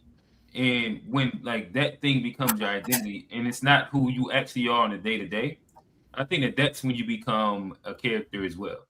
Like you could become a character by doing something you hate. I think okay, I mean that's fair. I can see. I see what you're talking about. And this isn't siloed to one specific person. But we had a bunch of people call in, but like this is just like a general statement that whether we go FBA or Pan African or like any of these different like identity groups, I think that you see that as well. Where if you defend and you align only with these things all the time and every time, I think that that is a symptom of being a caricature as well. Oh yeah, I see it on that end too. But I was just thinking about them shorties that be getting up there shaking, they stripper pole, knowing they could do. That's what I was kind of. Yeah, but it's once the money start rolling in, it's like I might as well do it another month. Yeah, if it's paying the bills and providing a lifestyle like that, like I think that's beyond paying the bills. When your character provides you a quality of life that you don't want to give up, you gonna keep being that fucking character. So, but at what point? I mean, but like. Even if that character that might really be who you are. Keep it in character. You're gonna make sure that you might play really the role. Be who they are. Huh?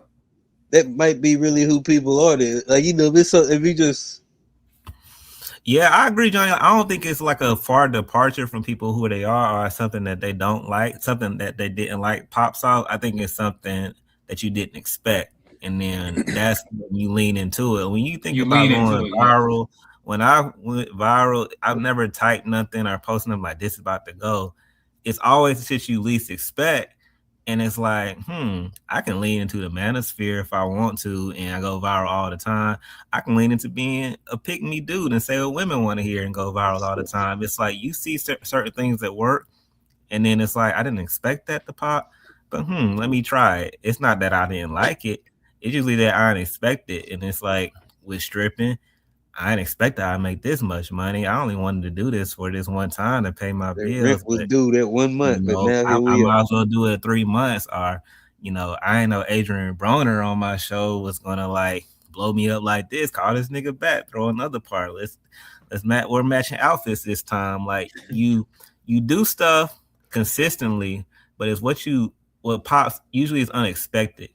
It's like a single for an artist. Like, yeah, I knew this single was hot, but they always like, well, did you think he was going to do this? And it's like, sometimes like, nah. It's like, some people say, yeah, I knew it was going to be. And most of the time, the shit that pops is what you least expect. And then it's like, all right, I got to lean into that because that's what people want. But also, too, another example is like, if you look at Cole, for example, he explained his discography and how the fall off is the final chapter to that character of Cole. How he did other albums that were just like practice, but there were certain albums that followed a certain story that he was telling based off of a character. And so like I said, like people are gonna fall into characters in a lot of different ways, not just because they don't like it. Also, like I said, because it's just the thing that pays the bills or the thing that like they fall into. And I think that we're even pushing it further in the extreme to where like we're only talking about famous people. But I think that when you get on Facebook, Twitter, Instagram, you see people get into character. I think that social media has given most people a version of main character syndrome, and they live out their stories and what they show to the public inside this hyper filtered version of a character that doesn't actually really exist in who they actually are.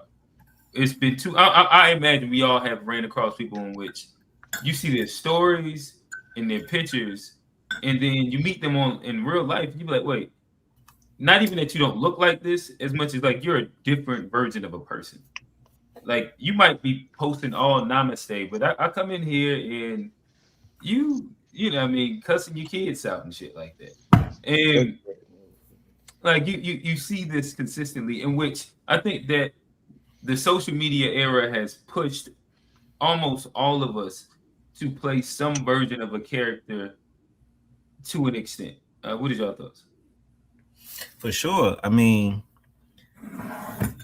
I ain't I'm a LeBron hater. That's more of a character I lean into because I've done it so long. People expect me to do it, so it's fun to troll. Like I respect LeBron. Don't tell nobody for real, but it's something I lean into. I'm a Kanye fan, like so when you do something consistently for years, people kind of look for what you think about. Anything happen with Ye, people send me memes.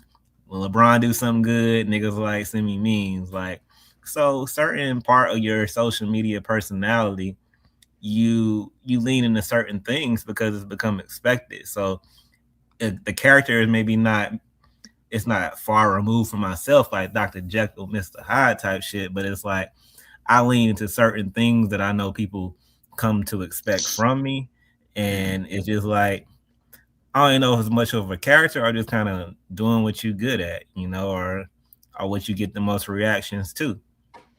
You know, I can talk about the Iran war and I might get 10 likes.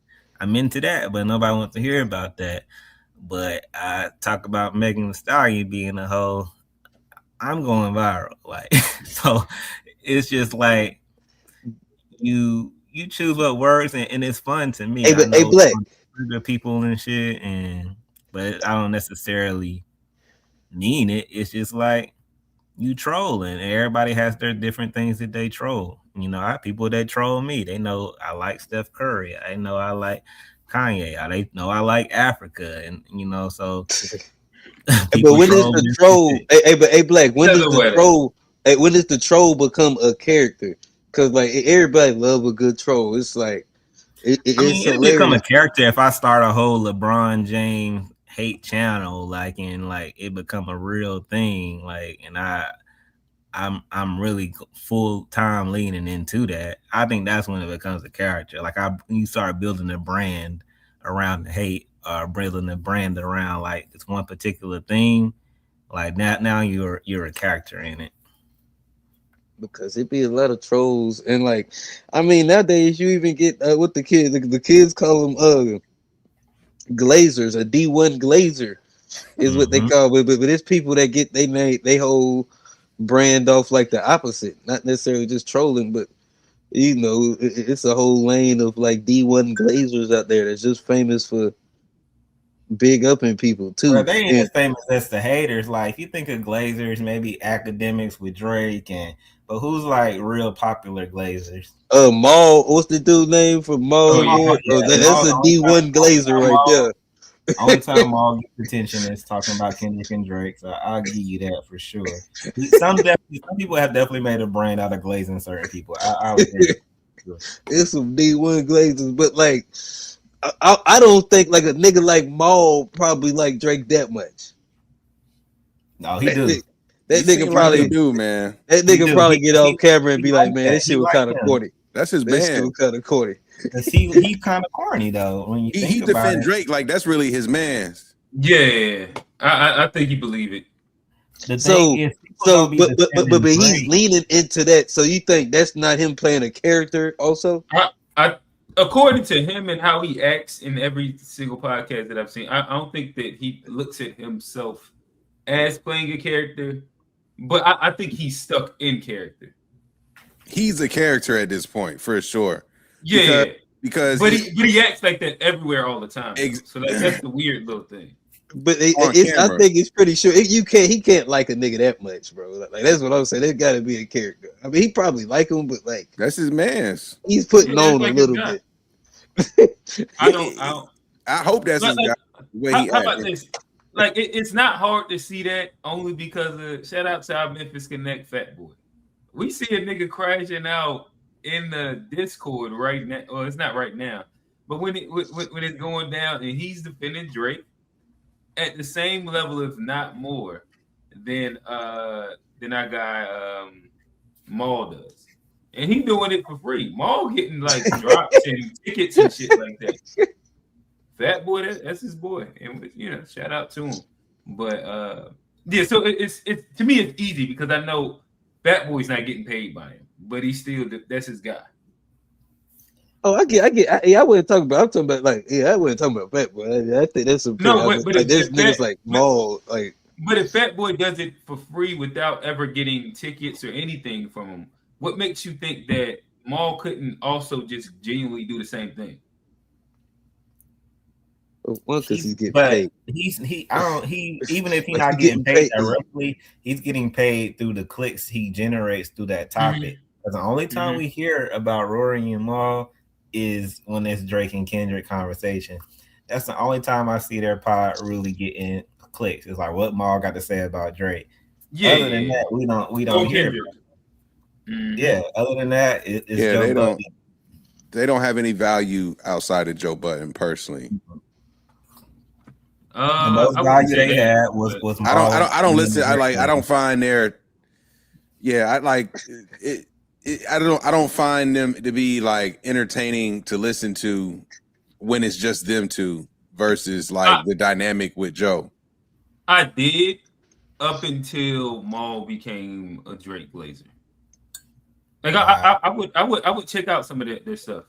Matter of fact, I never watched the full pod of them since they left Joe Budden. Yeah, honestly, I'm not a big fan of Rory, honestly. And I ain't really watching. I'm not really a big fan of Rory's takes, his opinions, and all that. Rory better than Maul. Yeah, I agree. I'm least of a like, and Maul don't really. He just. I don't know. Like he too biased. He too cool. He just don't want. Yeah, I agree with that. I think Maul is the annoying one. But when I think about it, I think my wife, she actually got us tickets to the live show when they came to Charlotte. And was that like that whole little thing was pretty smooth. They did it almost like performance, but it wasn't. I don't know. They did a good job at the version of a live show where like they had like the interacting games and bring people on stage and do shit like that. But same difference. Like I've seen Gilbert Arenas live, like he did a little live podcast as well. And which shout out to my wife. She bought me tickets to that shit too. But saying that to say, I don't know. I'll be back and forth with Gilbert Arenas. I'll be back and forth with Rory and Maul. But there was a time where when they left like Gilbert that I thought that they had interesting enough content when they're like inside like the relationship baggage thing and shit like that with the different versions of the co-hosts. But as soon as they get too deep in their music bag, that's where they kind of lose. All right. With that said, if I can go on a quick side quest really quickly, today I looked and I scrolled in that Discord, and I felt like Drake. Yeah, I just wanna be free. I just wanna be. So does Chud. Yeah. Before we get a strike, I certainly didn't see a troll in there anymore. Chud wants to be free. Uh-oh.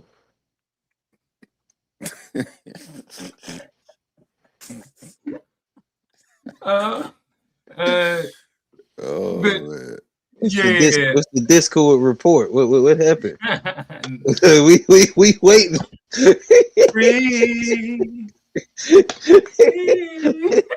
The Discord report. What's Drake saying?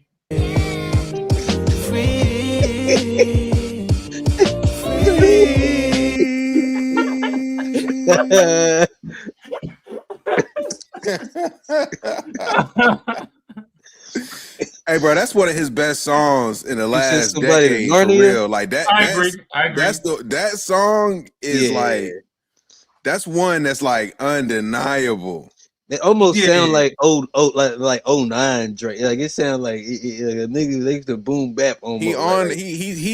That's like from a like that's from like a music perspective. Like everybody got different tastes, you know what I'm saying? But that's one of the undeniables. That's one of the ones where it's like from the type of music that I like, the sample, the flip, the minimal beat, the bars, the flow, like everything on that joint was just like that's a 10 out of 10 song for real. That's smooth, 9.5. Hey G, you sent somebody to Narnia? You said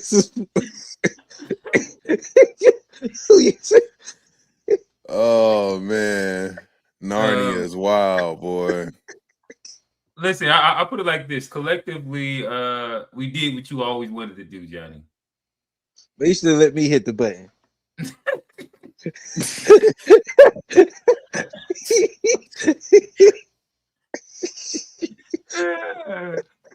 We'll be annoyed again in about a week. It'll be okay.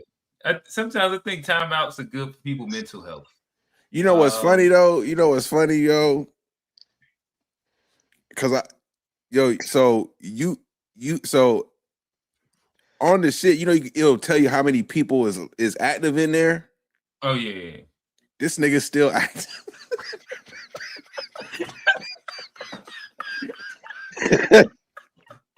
Niggas really be addicted. It's crazy. Niggas is still active on timeout, boy. Damn. You need that dopamine. Wow. Dopamine be killing niggas. Oh man. But yeah, so I guess I'll throw this to Ax. Is there any stopping the circus? To me, as I look at the progression of how things have went, it has went from let's take like this the media space of what we're doing, conversations. It went from podcasting. Then podcasting evolved into live streaming. Now live streaming is evolving into IRL streaming. And in IRL streaming, we're seeing like the most extreme versions, in which in each one of them it kind of bumped up a little bit, and then a little bit more, and then a little bit more. Same difference where when we start talking extreme rhetoric, we hear people using filler words at one point in time. Then you'll say like innuendos, and now it's gotten to the point where it's like, I'm gonna just say this word with the hard ER or with the expletives unbleeped, and because it's getting me the attention, I'm going to engage more into the circus, which only predicted of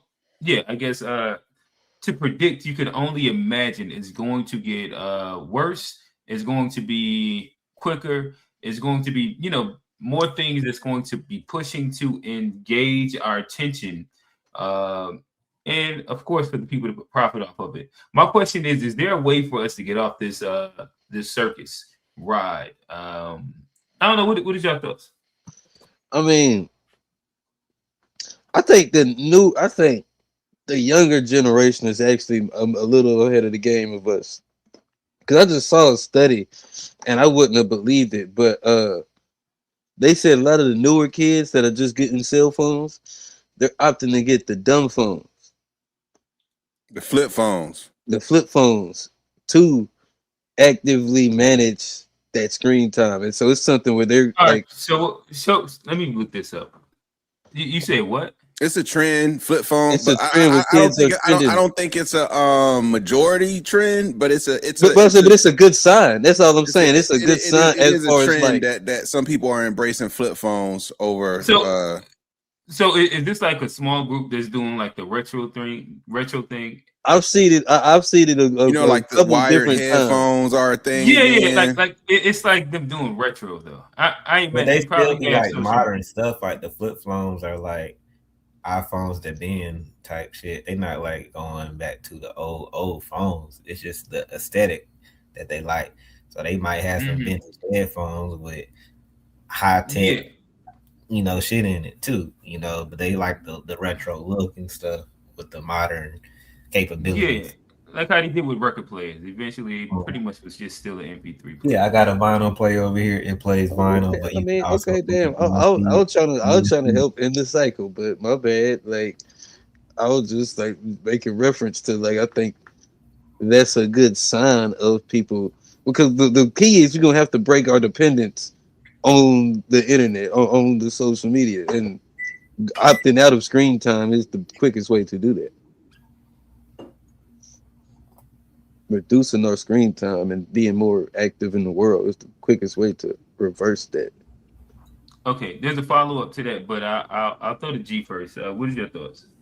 Are we able? Do you think that we can stop the circus before it gets too wild? Before the tigers get loose, the lions get loose and eat the little man and shit. Oh like no, that? It's a circus. It ain't no ringmaster. It's just going crazy. It's not even It's only gonna get worse. The only thing that can stop it is them shutting the internet down like they do in other countries and shit. But it's bad because, like, I feel like we look and feel young, but also don't realize it's a new generation that really was born into Twitter already being here and Instagram being full on Instagram. Not back when it started. Niggas used to just post the sunsets and clouds, and everybody was trying to be like all distant, But they born into a cloud culture. These babies born into cameras in their face. I was out with my girl earlier, and this baby chilling, having fun, and the mom was just running around like recording and getting clips, and even the baby is like, all right, chill. The baby probably like 3 years old, but they're born into this where it's their norm. So we're seeing the psychology of what it's creating, and that's why they can sit on streams all day talking about nothing, doing nothing, drinking bullshit, and people are sitting and watching it.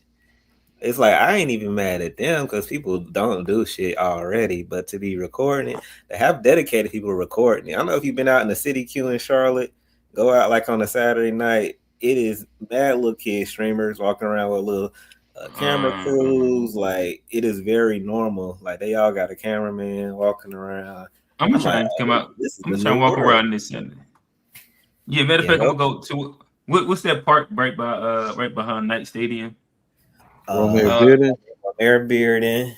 Yeah. Camp Norfin. Over there by Prohibition, that little corner. Okay. Prohibition and stuff on Saturday nights. They be that little corner be popping with the. They say stay away from that halal truck though. Oh yeah, I saw that recently too. Come on, Chesney boy. Hey, listen, that halal truck fed me when I worked downtown. I ain't Everybody done been to that one, but he say stay away from it. Yeah, he said he saw some spit from the dude's mouth fall in the food, and he closed it up and gave it to somebody. I believe it, man, because I mean, just because shit halal don't mean like everybody sanitary. Clean. Yes, and sanitary and halal is not the same. All halal mean is the food is blessed and the meat is killed a different way, but it don't mean the God signed off on it. That don't mean that man washed his hands. Exactly. And you thugging it in the food truck. My dad broke it down to me one time because he don't eat out that much, but he was like, I don't eat out and do DoorDash because there's people like you and me working there. And I was like, what does that mean? He was like, someday you not gonna care. And it's like one day that might be your food and somebody just don't care. And they do something, they drop something, and they still deliver that shit out. They still bring it out to your table. It's like you never know what's going on behind the scenes for real. Digging in their ass and their ear and the back of their neck. And them little residues falling in your food and shit. As long as I don't see it. Fuck it. I mean, yeah, of course. We done ate a lot we don't see out here. It probably happened to the best of us. I think I went to get some ice cream the other day and pulled out like a fingernail out the damn ice cream. I'm just that's like, nasty. What can I do? I'm gonna go up there and yell at them people, or shit I might have went back and I had a nail in the ice cream. I thought it was my mama. She definitely would have been on Channel 9 by now about that shit. Niggas, we know conflict. It's like you gotta really like. My mom will get back in the car, drive cross town to return something. It's gonna be $8. I don't care. Yeah. See, my mama, I swear, my mama will call, boy, and then she'll come in with the name the next day. I'll be like, and she'll even come in late. Sometimes she don't go immediately. She come back 2 weeks later. I was here 2 weeks ago, and it was a missing burger in that bag. Why would I lie? Why would I come back 2 years later for? I'll be ready to go, bro. I'll be like, get me out of here. See your mom popping off on people when you a kid. That should be like so cringe sometimes. It's like, damn, mom be cussing everybody out. Y'all moms might didn't cuss people out growing up. I had a young mom. My mom did. Young mom, and you just riding around the city, young nigga, 90s in Charlotte. Mom cussing everybody out. Yeah. You know my mom. Go home watching the Turtles. All right. With that said, we do have a regular. I got FBA Zone. Oh man, what's going on, brother? What's going on? Just a note, don't kick me out, Johnny and G. They're the only two that have been kicking out people lately. So Who, me? I You heard good? Johnny. Hey, I heard you Johnny good, was old wild. man. Johnny did somebody wrong last week. So You good, I old heard man. about this. I heard about this. I didn't hear about it until Sunday, but I heard Johnny was wilding in the after show. cold blooded, drunk as hell, all of the. I got a question about my comment on the technology. Okay. Yeah, the flip phone, that's just a fashion statement. That's just people trying to be different, unique. That's all that is. Trying to create trends. But the even Deion Sanders, he tried to tap into that like a year and a half ago, but nobody bought his phone. But he had a flip phone. But I see the kids going like they're going hands free technology. So glasses, chips, things like that. If you look at iShow Speed, he even has his phone on his wrist. Right. So it's just they trying to just be hands free. Everything is on camera. What was that Truman Show or what was that show? Jim Carrey? Yeah, the Truman Show. Yeah, that's the direction. Well, with the meta glasses, that we getting there quick too. Oh yeah. Definitely. You almost don't know when you want somebody IRL now. As soon as you able I to see people walking around with the damn phone on their chest now. You know how they had they used to wear the GoPro, but now they actually have their phone with the light on and everything. That's kind of corny. Just hold that shit. Like, that's kind of corny. Hey, Black, are you able to stream with the metas? Yeah, you can go live through Facebook.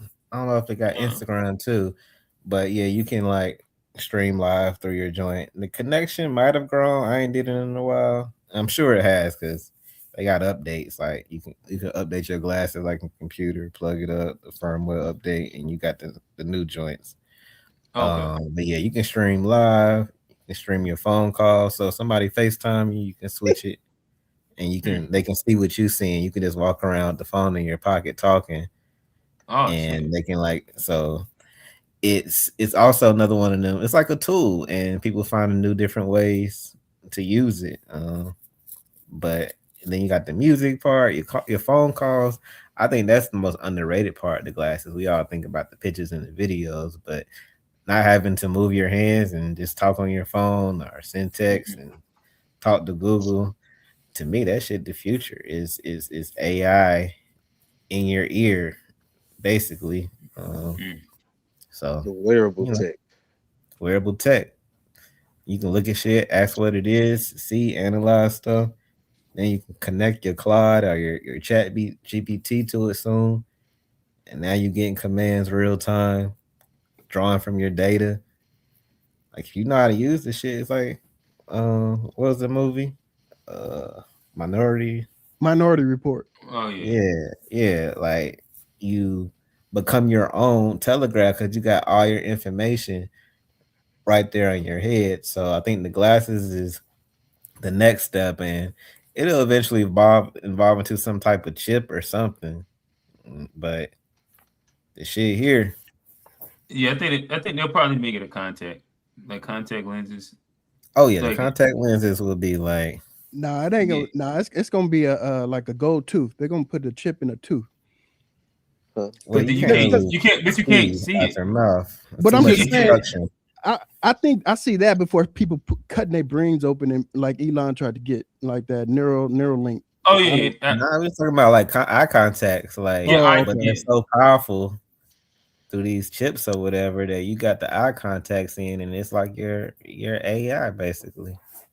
Yeah, you and it allows you to be immersed in it just because with contacts it engulfs your full field of view. Oh man, what else you got for us? I'm gonna go to go to Steve. All right, Steve, welcome to the show. What's going on, brother? Yo, what's good? Mount Rushmore, Drake Glazers, Fat Boy, DJ Academic, and Maul, bro. That motherfucker. Hey man, Fat Boy was claiming Drake for the city of Memphis since the album dropped. He posted Drake family reunion pictures. He from here. We know him. Hey man, that shit was funny. Hey, when I tell you, like, I got Fat Boy. He denounced FBA off Drake. He called it a cult.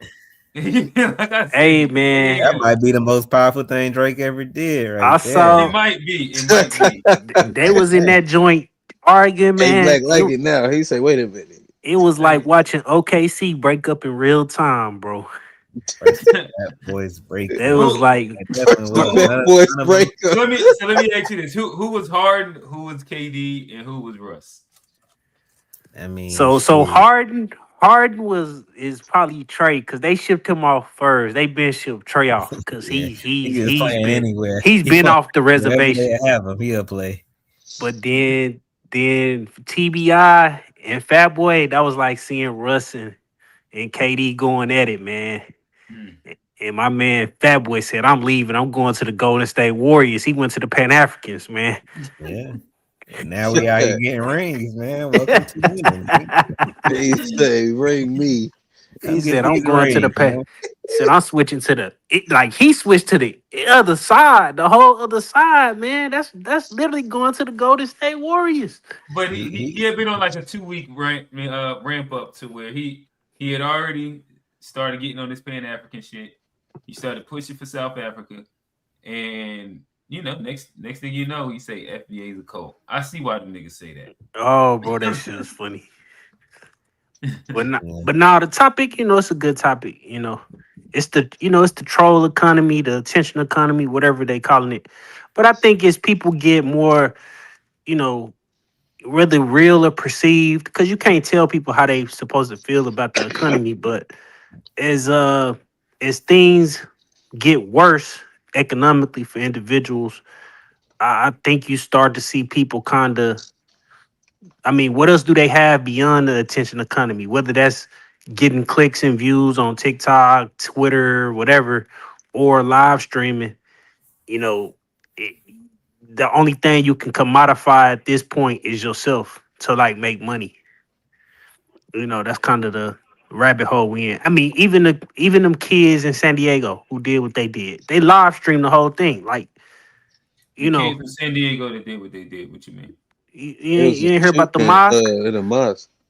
What happened? Nah, They shot up a mosque, but like they live stream the shooting of the I didn't know they live streamed it. They live stream and posted it in the Discord or chat that they was a part of, but they live stream the whole thing, and then they what's the word, unalive, whatever they say, they live stream that too themselves.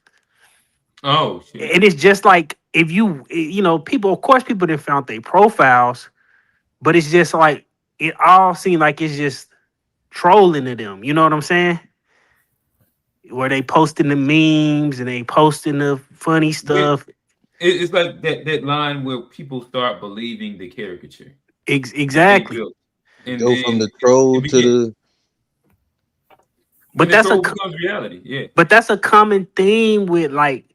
I think that's kind of like, I mean, obviously because we got technology, but like that's a thing now where these dudes is like, that's the extreme version of the attention economy though, where they doing it for their Discord or they doing it for 4chan or whatever the case may be. But, I think it's just a kind of a byproduct of, the time or whatever the case may be. But, that's pretty much it, man. I think, but that's a wicked place to feel. Like, think about how extreme like the attention economy can get if like you're doing it even in depth. You don't even get to like enjoy the attention at that point. It's that's why they need mental health. But that's the it's something like I'm just saying that's super extreme. Or like I'm just saying, like you're doing it for attention that much that you're willing to do something where you can't even enjoy the attention. It's like where does it stop? That's part of where our nation needs to do better with the mental health of these people. And that's the problem with it. They either send them to jail or let them sit out here and do crazy stuff. Or either their mamas want to say, they want to give them a bunch of pills. Then they get older and they don't take them pills no more. Then they really crazy. No one ever really solved the problem. That's true. That's true. Putting them kids on them pills at 10 and stuff is crazy to me, man. Y'all think the pills, like you think the medicine is making it worse? No, I'm it's not gonna the say med- I'm not gonna say it's making it worse per se, but there is like studies that show like it does something side effects. chemically. It does something chemically to the brain when you start them kids on that stuff Like earlier. addiction, like to where you can't It's get not them even off. addiction. It Their just brain, their it brain just hasn't changes developed their personality. their brain hasn't developed into being cognitive enough for them to be able to be on stuff like that. And if you're growing into something like that, it's about like you eating something that's bad for you. You understand what I'm saying? And your body grows almost like immunity to it. After a while, them pills don't work for them no more. You know what I'm saying? So they have to up the dosages and stuff like that. So it's something that it might work for some, but I I don't know don't think what it works pills for he all on. of them. Right. I miss me crazy, man. Shut But up, no, to what's fun? But whoever that is. But I don't think this I don't think this is much of a problem in our community. Because I remember when I was a kid, I was like, I was what they would say was a hyperactive kid or whatever the case may be. But my parents had enough sense when them people was talking crazy up at that school. They was like, well, he a 6-7-year-old. How y'all think he's like? What he, what y'all think he's supposed to act like? Yeah, he supposed to want to do backflips and stuff. And I think some parents just don't have that either knowledge or forethought or understanding. Like you shouldn't put your kids on all that stuff until like maybe a little later. Like Umar, that's one thing I give him credit on that psychology shit. And putting the kids on the drugs. He should have stayed in that lane.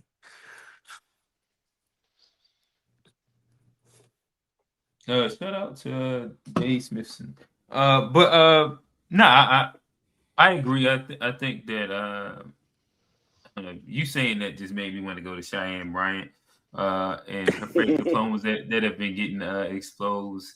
But we're gonna stay focused. Talk to oh damn, I was about to, Yeah.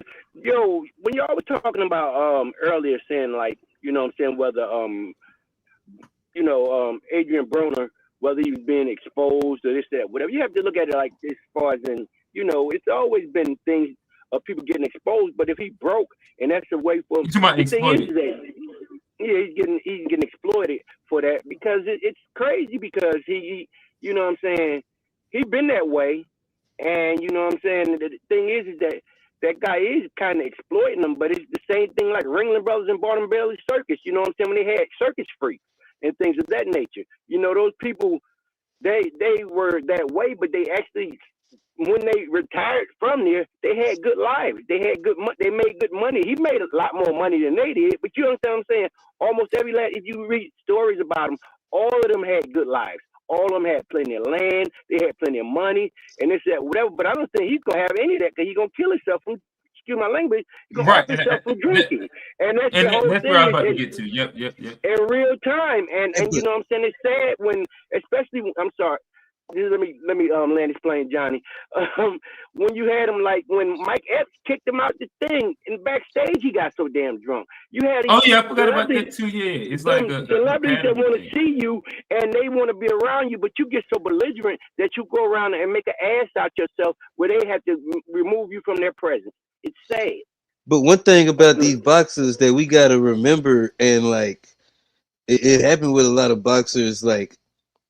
He even said it at the Mike Epstein. He said, I gotta drink because like that boxing and like that's such a physical sport. And the CTE and the damage that comes along with it, the physical toll it does on your body.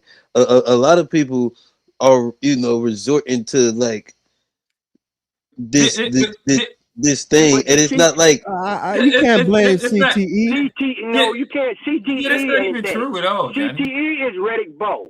That's Reddick Bowe. If you hear him talk, or if you hear one of the older boxers, even Vander Holyfield, you can see that they're not there where they need to be. And none of them are addicted to alcohol. He's drinking because he like to drink. That boy just like to get drunk. Yeah. That's all that is. He's an alcoholic. Mayweather don't drink. Yeah. I mean, Floyd never really got hit though. Roy Jones, like you don't see him out belligerently drunk and shit. Yeah, but Muhammad Ali wasn't a drunk.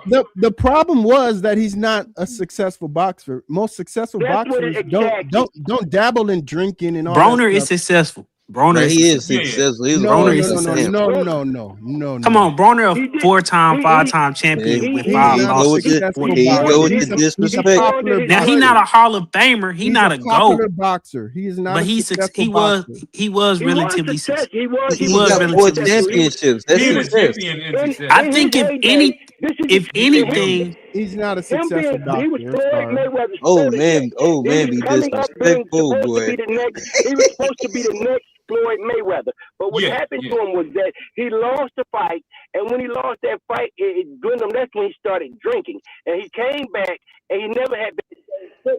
But he was a very successful boxer. You can't deny him being a I think successful he was boxer. like 25-0 at some he was point. pretty Well, in successful. boxing, you can't do records because He was pretty successful. He was What about 43. He was a championship? everybody's successful record is boxer, padded not for like the not first 20 fights.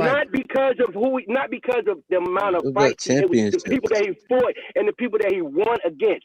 He was a very successful boxer. He squandered Yeah. his money away. It had nothing to do with him not being successful. It wasn't success that was not it. It was him not being able to handle his money right. He did wrong things with his money. He was one of the first dumbasses putting a money phone up against his ear and shit like that. So with all that happening, that's what happened. He blew his own money.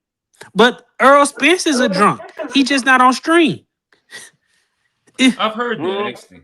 You know, but I heard he's like a quiet drunk. Like he out the way. He looked like a quiet drunk. He looked like he didn't just flip drunk 2 behind his cars. business. He Yep. just He did not that. going. He did it. He just He not did it going on twice. stream. He did that twice. He flipped 2 cars. You know, he from Dallas. I knew he flipped one. I didn't know there Well, was he another was one. raised in Dallas. Yeah, I think that the whole little teeth incident was like the second time. Like, dude is a real like he you wouldn't think it, but like, you know, that motherfucker, he be partying. You guys got a troll or who is this? Anybody without their Yeah, I'm camera sure on. it is. Huh? Anybody without their camera on. But this, I think, when they brought Broner on the stream the first time, when they started bringing on the stream, like, the dude funny. He always been funny. Always been funny.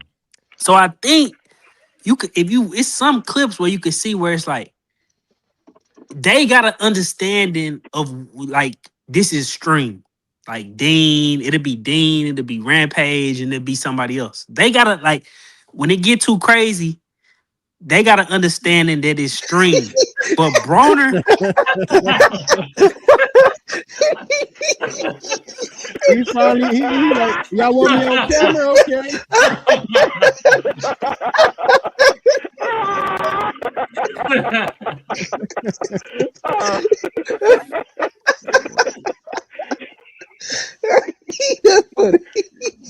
Go ahead, Steve. but Broner be going so crazy. It's like they be like, "Hey, Broner, okay, yeah, we know we trying to be funny, but like, this is like, come on." But Like, chill. usually that's when he gets too drunk though. Yeah, Like, he's naturally funny. Like we see that him dude he's hilarious, bro. Yeah, and so like sober him is probably, it might be like the best version of him because he's witty, he's funny, he's just a hilarious person. Like the Can Man thing that happened sober. Yeah, like all of his like quotables happen sober. It's when he gets drunk, it just gets bad. He's slurring his speech and he's doing the most wildest shit. Nah. He definitely, like, if them people wasn't able to separate this stream, them women could definitely put some cases on him, bro. Oh yeah. Cause Broner be on Earth. I don't find them funny. I find them sad. Like I play with a lot of people in football that have this mentality, man. They're dangerous people to be around. There definitely is a line. Like, They'll so I get you think caught maybe up. if you watching some of the stream content that's earlier in the day, it's definitely funny. But then you watching some stuff that might be later where he didn't really got sauced, you like, that's kind of, Yeah, it's very cringy. It really Yeah, is exactly. cringy for you to see. But like I said, if he's broke and just getting him some money, at least he's getting some bread. But he's gonna end up offing himself, or something gonna happen to him. hey, come on now, old man. He ain't. That's Unc. Oh, my bad. Come on. But my thing is, like, when it comes, I'm not saying himself personally, but the thing is that you can't be the scariest nigga in the room and think that, you know what I'm saying, you keep doing this shit. That's why nobody ain't saying nothing to, because they know you can whoop their ass. They know he can whoop their ass. You know what I'm saying? Think about it. It has nothing to do with the size of. He's a small dude, but that dude can fight. He still got them fight. hands That's too. why They still he quick. still got them hands. I done They seen still quick. old heads that used to box. Street dudes knock a joker out real quick and walk away. But he trained boxing to a whole nother hit. The way that a professional boxer could fight is a whole nother hit. It is. It's not like they're hit from a street dude. It's just the truth. Yeah. My question is, it is to like when it comes down to exploitation, how much of it is like it is like your own willing participation that it mattered? Because it's all his fault. But like, can that really be exploitation? This is something that like he wants to do.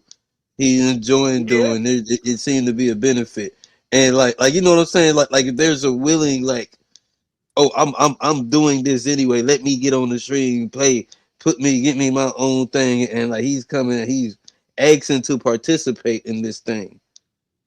Is the guy that's letting him participate exploiting it? Like how much is he exploiting him? That's the point I'm asking. Is it self exploitation? That's what you're saying. Oh, if it's self-inflicted, how much? Yeah, but the thing is that, you know, like I was saying about the people in the circus earlier, you know, some of them that was all they could do to make money. You know what I mean? So it was not like them sitting out and, you know what I'm saying, they had no other means but to do that. But they made good enough money that when they did retire from the freak show, as they called them back then or whatever, that they were able to buy land, they were able to take care of families, and some of them even had enough money to leave generational wealth. You see what I'm saying? So the thing is with him, he's not going to have that because the streaming thing, people going to get tired of him.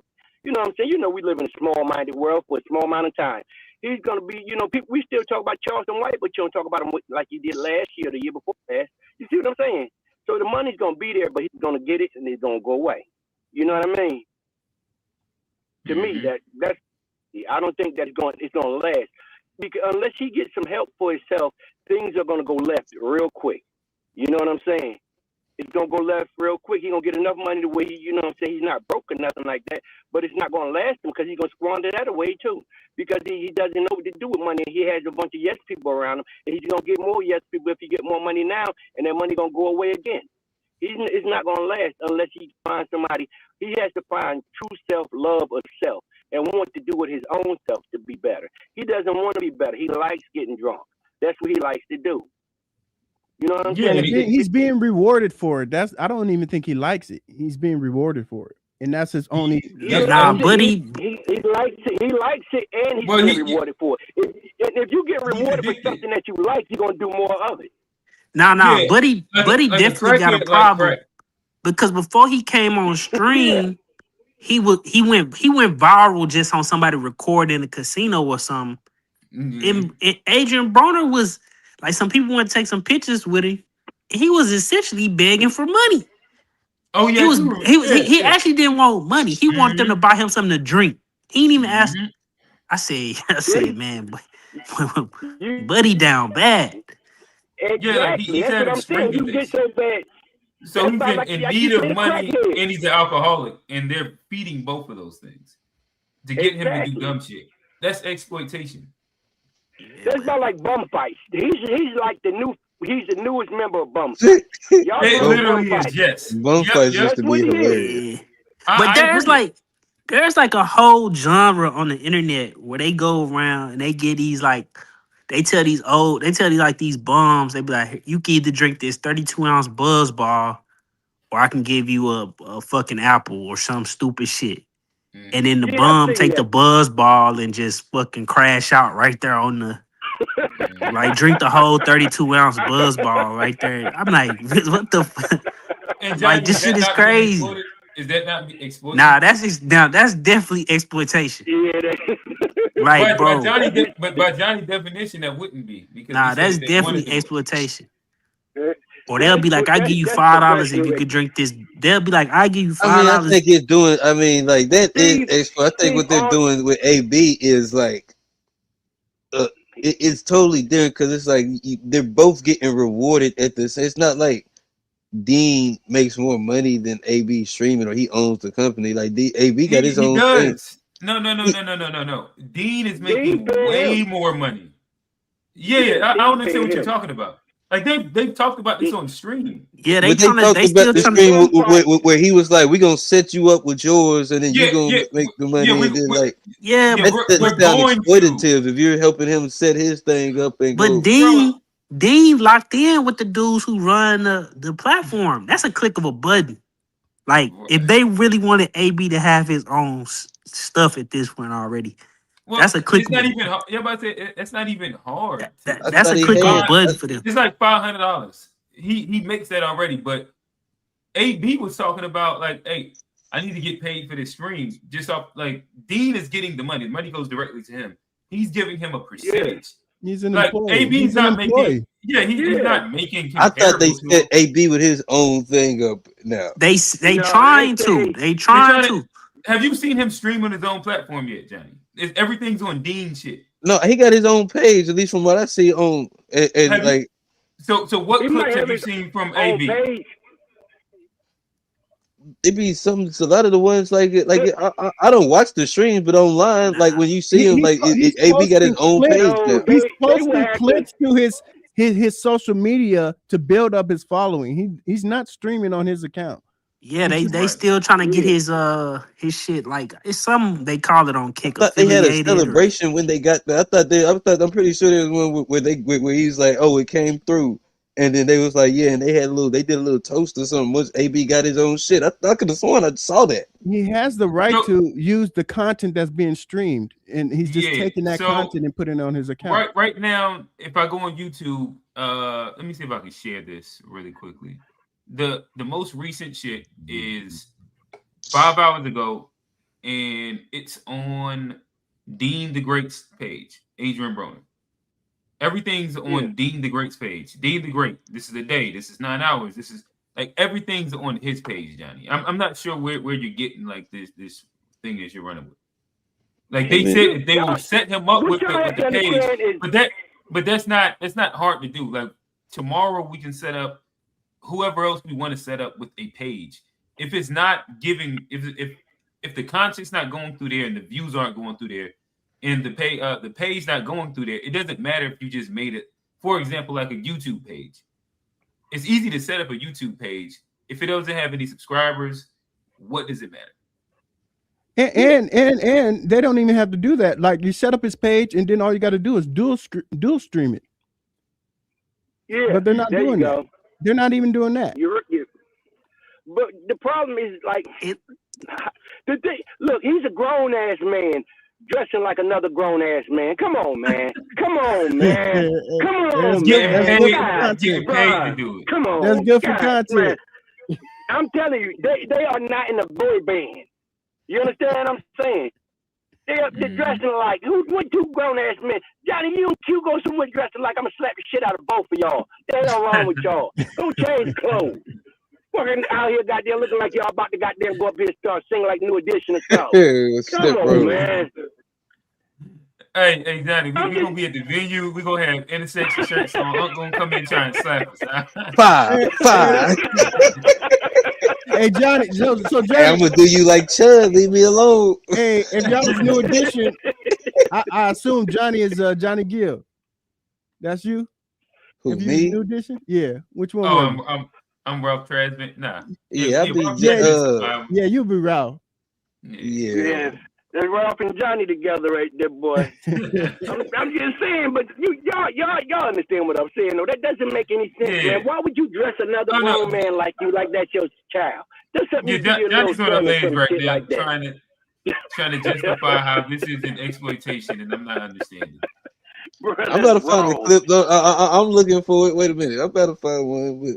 You're trying to find something that don't exist. Like he probably has a page. He's still looking for it. He's not making money. I posted AB kicking in there. I don't know if he getting paid off of it though yet. Because last time I saw on the stream, they said he didn't get his Stripe account set up right to get the money, get paid. But that's Okay, what they was talking about. Like he was asking Dean to help him get it set up, and Dean No, was like, see, "Yeah, this I'm is gonna where get it's you right," and stupid. all of that. Like this, it doesn't make sense because all that should already been in place before he started streaming on his account. Yeah, but you know how that is, old man. You just you ain't gonna get pulling all the who knowledge. you getting people to come on your stream who just doing headlines at the moment. Cause AB was going, he was going viral, on the internet with being drunk in the casino and all that stuff. He was crashing out. So you know how that is. They bring him on. I don't think they knew he was. Because they might not be for like the streaming world might not be familiar with him, but I don't think they knew he was that funny. Because the dude, and then also like there's a whole economy of the internet that make money off clippable moments, and them motherfuckers got some clippable moments. So that's why they be going so viral. It might not even be that many people watching this stream, but the clips go crazy on everything. Yeah, because it used to be sound bites. Now it's like video clips. So that's what he, you know what I'm saying? They'll be with him all day to get 30 seconds of him making an ass out of himself. And that's going to go viral. And that's with all of make them the money.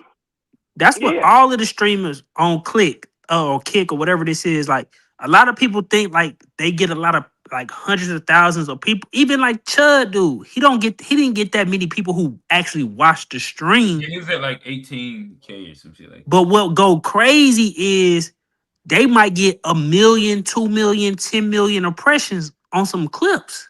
Yep. But only 8,000 people might watch the stream. To what a point? It might not even be like 18,000. I feel like it was less than that.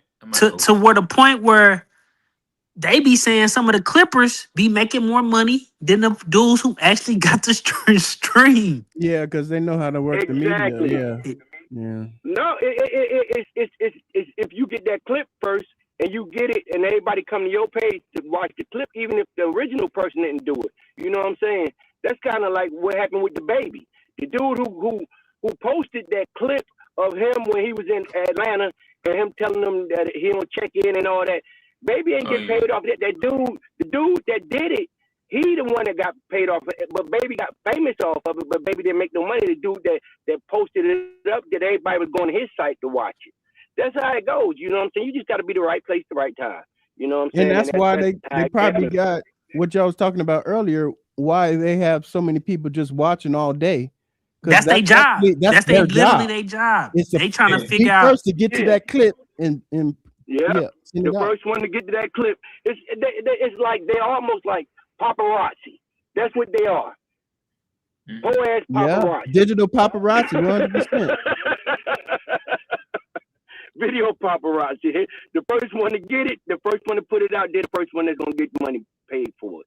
So that's what happens with it. But with Chud, I was, you know what I'm saying, like I said Sunday with him, he just didn't go to the right places. If he had went to the right places, he would have got the right reaction the first day. If he had went around where it was some real, niggas at, he'd been there. He was talking to black people. He was talking to too many black people, and he went in front of the court system. And see, that's the wrong place to goddamn go. It's some niggas. Nigga might have a suit. A nigga might have a suit on and look educated, but that's a nigga right there you talking to. That's why he got punched in the face. He got punched in the face by a nigga probably just coming out of court, pissed off on some shit, and got, this motherfucker crazy, and did what he did to him. You know what I'm saying? He finally talked to the right niggas. He was talking to black people. Don't talk to black people. Talk to a nigga when you want to get the real reaction. And he got it. That just shows how much lack of talent and creativity these other people don't have. Like that's their last resort is their first resort. To be racist on camera. It's like it's just crazy. And they just, to me, that Chud dude, him and Broner aren't too far off. They're the same people. They just like damage people.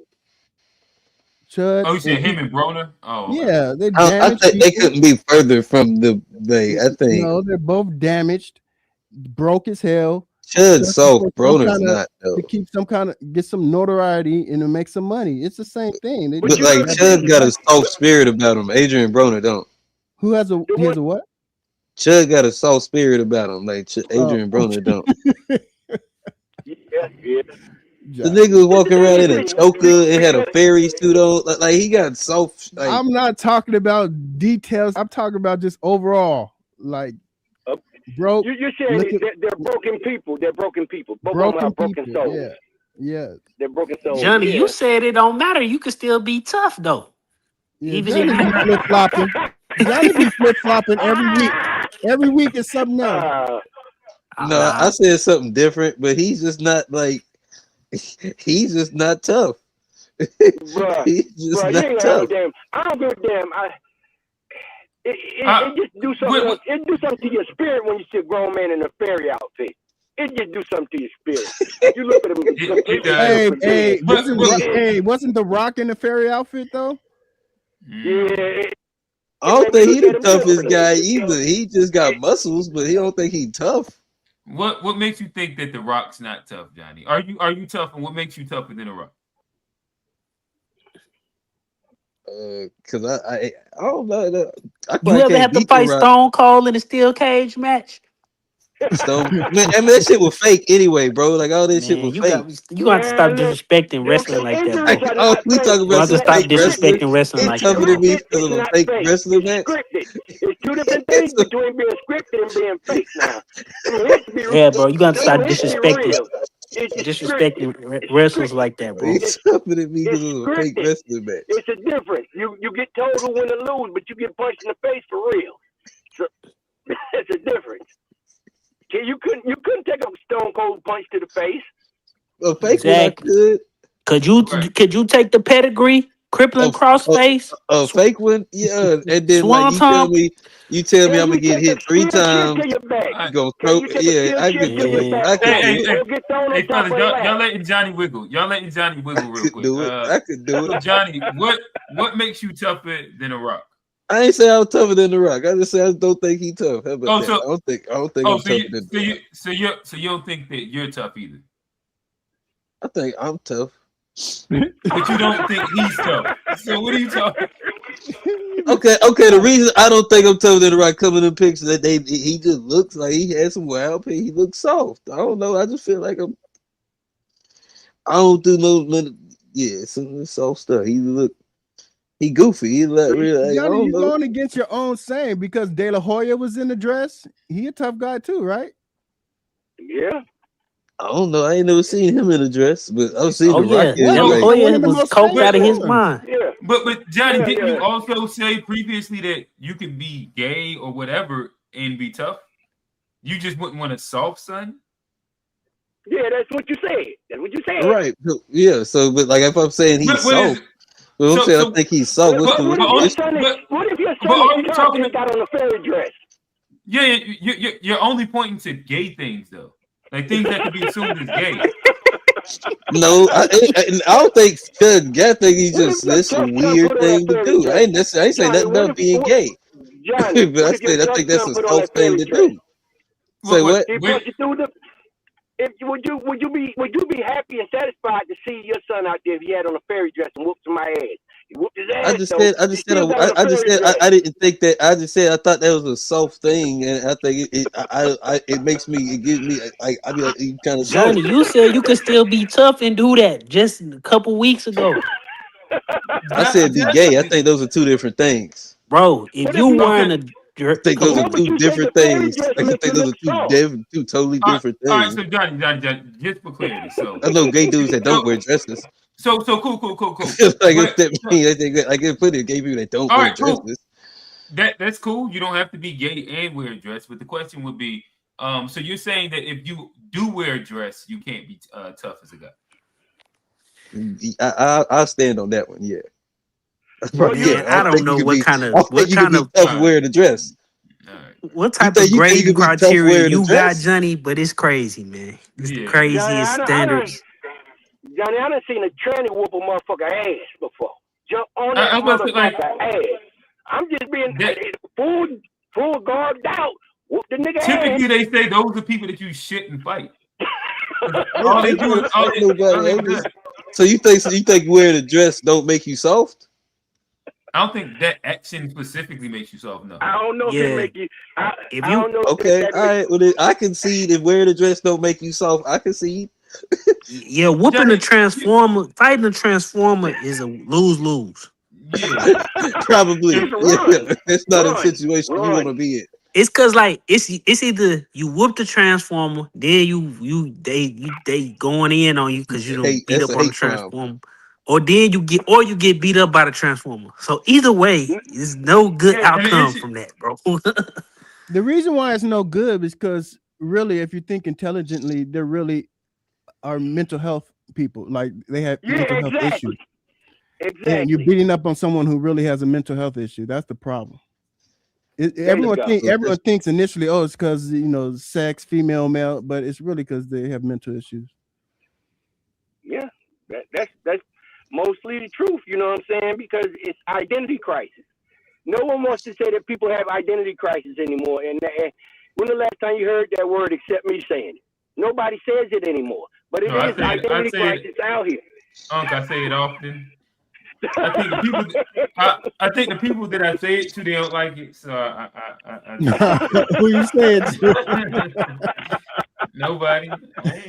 I feel you. That's what I say it, and everybody be mad at me. That's the one thing. I'm gonna talk my shit, and you know what I'm saying. And it's gonna be what it's gonna be because I feel like at least you know what you get when you fucking with me. I'm gonna come with you with the truth. I'm gonna tell you I love you, but that shit you doing I don't agree with. And if you don't like it or whatever, that don't mean I don't love you. I don't have to agree with everything to love your ass.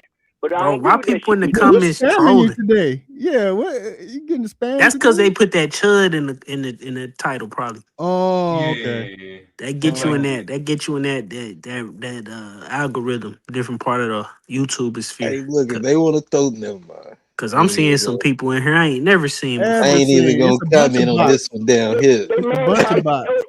What you got a bunch of chud, but y'all know, have y'all seen the videos of those black women that saying they like chud, they infatuated with them and all that shit? That shit is disgusting. I've only seen one video where they were standing black women. It's a couple of black women videos. Are they black American? I don't know if I don't know if I I don't. But you gotta. It definitely do be some. Yeah. It definitely do be some raccoons on his stream, cause he be coming across like some people, and it's just like, come on, man, like have some type of pride, bro. Yeah, but the women that I've seen, the women that I've seen on the streams have been like low hanging fruit, black whether it's black men and black, because I've seen black men and black women on the stream that be like, yeah, I fuck with you.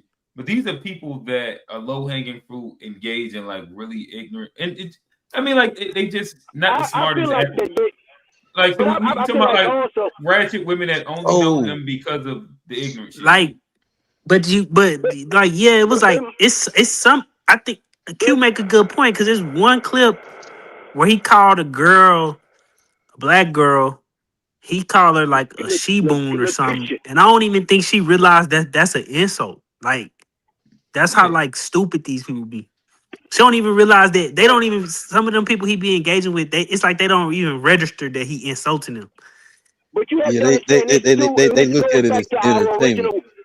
It goes back to our original thing when we were saying about some of these people will do anything to go viral. They're so they or whatever. It'll make their day. It just makes. They're not going viral. They just sitting there. I don't know if y'all ever saw this clip. It was a clip. It went viral a while back, and it was with Clavicular, and they was on the street. Oh, okay. And it was a black dude walking down the street with his girl. Girl was white, obviously, and she called a boyfriend who black the N-word, right? You know, whatever. And the black boyfriend was cooning so much. That even like Clavicular and them had to get out of character and was like, bro, this is coon maxing, bro. Like, come on now.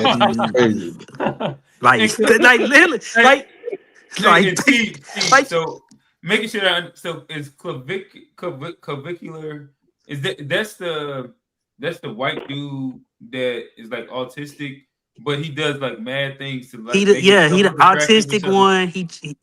he all about looks and shit. But you know, he a little edgy, but you know, I don't think like I ain't never heard racist stuff ain't really his. It's not really his thing, but he is like edgy, like on that type of shit. But so I guess some and it's crazy because like he'll tell people like on the clips, he'll be like, "Hey, bro, that's just like that's stream shit." Like you like he told this black dude, he was like, "You're coon maxing right now, bro. This is crazy that you letting this girl That's hilarious woman." to say. Yeah, that's definitely I'm still in that shit for sure. Is he white? Yeah, he is. He white, but he was telling the black dude this because the black dude was letting this white girl run around Miami, calling him the hard ER. He was like, "Bro, you tripping?" You know, there's a black dude that be going around kind of doing the same thing. He be going around acting like he'd be a black dude with a bunch of white boys. He be like, "Hey man, they ain't bothering you, are they?" But he do like the reverse. Shit is hilarious.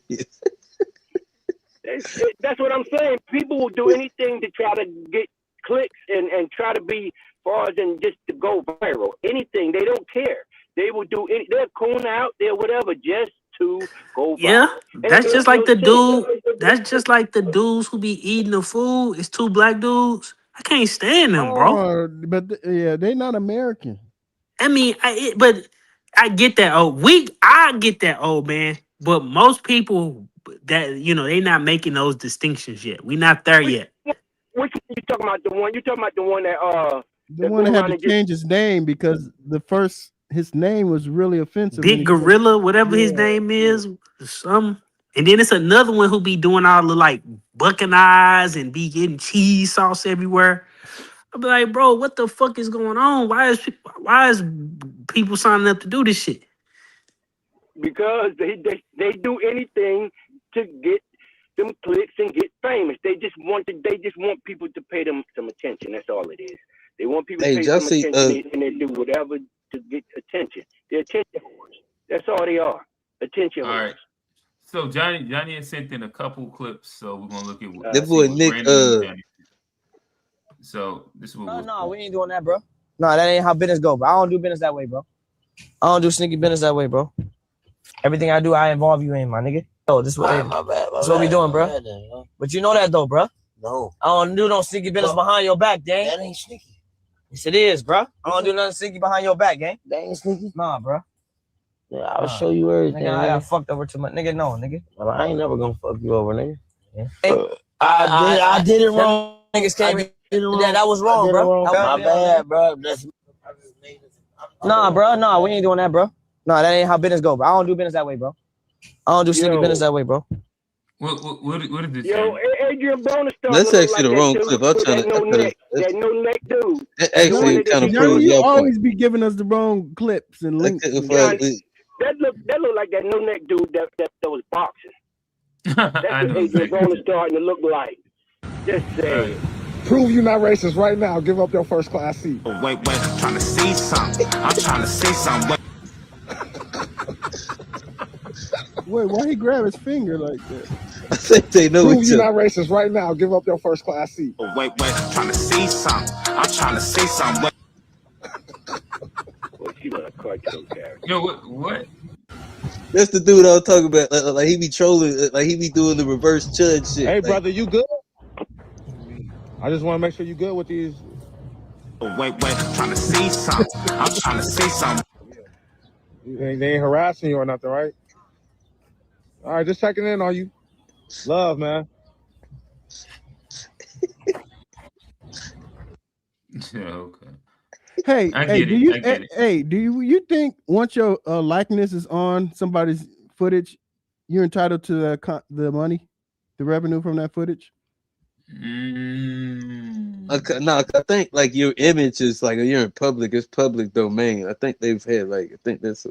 Yeah, but people are making those rules when people are making money. So before, like professionally, anytime somebody's coming from a network and they put you on camera, they have to ask your permission. All reporters have to do that. Like if you're just coming up to people random, you have to get permission. So I guess could you give us a couple scenarios that I can answer? So it's different if there's like, say, there's a fire or there's an incident and you're around and you're in the shot. But if someone comes to you specifically before, I'm going the corporate route, the professional, the big news. They have before they say, "Hey, can I ask you something on camera?" And you have to get permission, and that either needs to be written or you need to say on camera, "Yes, you can. I give you permission to use this footage on air." I don't know how it work in the live stream era, but I know because you know back in the I mean I'm not even gonna say back in the day, but you remember when people was originally shooting content like that involved other people, it was like it was posted after the fact. So a lot of times either they blurred those people's faces out or they actually asked those people after they did the skit or whatever, hey, can we put you in the video, you sign or whatever. So I don't know how that law It works. changed, yeah. I don't know how it worked with the live stream in the moment. I don't know how that's working. Like the pickup videos, Q, when the dude got the meta glasses on, the girl don't really know he got the meta glasses on, but all the content is him shooting his shot at this. Yeah, his identity is hidden, and hers isn't, and he's making the money off of the ladies or the private citizens. You get what I'm saying? So it's like, because they know how to take that light out of them meta glasses now. They know how to take the light out of there. Yeah. That's creepy. I guess it's an interesting thing to explore. I haven't really thought through it at the moment. I guess. Damn, I don't know where I really stand on that. Because I guess it's different if you're in a facility, like say you're a basketball gym. All you got to do is put out outside by the front door that everything's being filmed in here. That's all you have to do. But when you're outside, but I think that naturally applies to outside. It's at least supposed it's to, what but it used to. Yeah, but it's not anymore. Yeah, because when I think about it, it's more or less like, do you ban all live streaming then? Or do you ban the clipping of live streaming that hasn't been signed off and or have the people's faces blurred off? And I don't know, it just seems like it'll be a lot. I don't know. I think we've kicked the door down so far that it's going to be impossible to put it back in. Just logistically, like when we was just looking at that Dean the Great live stream, they did a full pan of the whole club, and there's no way that they're going to get all those signatures, and like it'd be too much. So, but that's inside though, so that's why it's different. I think that if you're doing like a full production, probably in the sense of like something with the studio contracts, is post-production, all that stuff.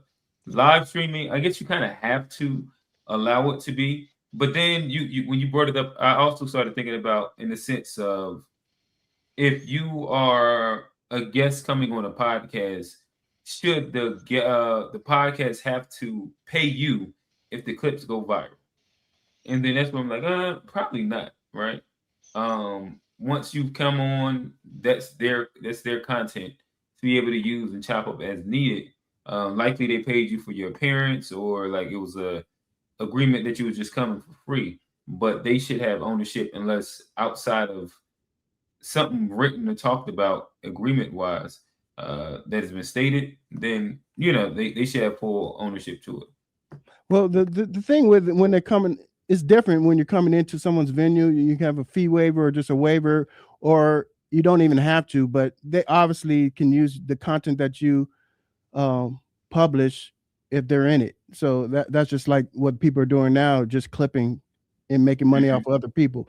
But when you're just in public, still every citizen has a right to be we're all private citizens until we're not, right? So like obviously these people aren't on a podcast like yours or on TV, and they're private citizens, and he just took their right away, their privacy away.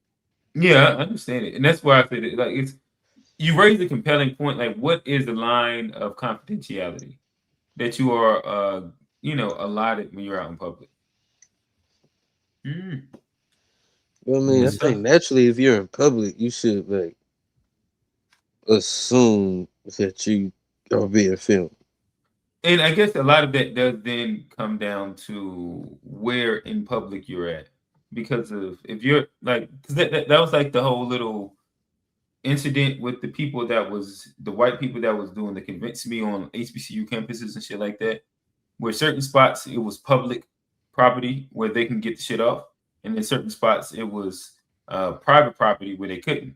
I imagine the same would apply in public spaces when it comes down to record. Actually, I think that is kind of how a lot of things apply. But so I Where think if certain you're places you're not public, allowed to record at, and then certain places you almost have like if it's public, it's allotted that you could be recorded in general. Like that's almost kind of a part of the unwritten agreement.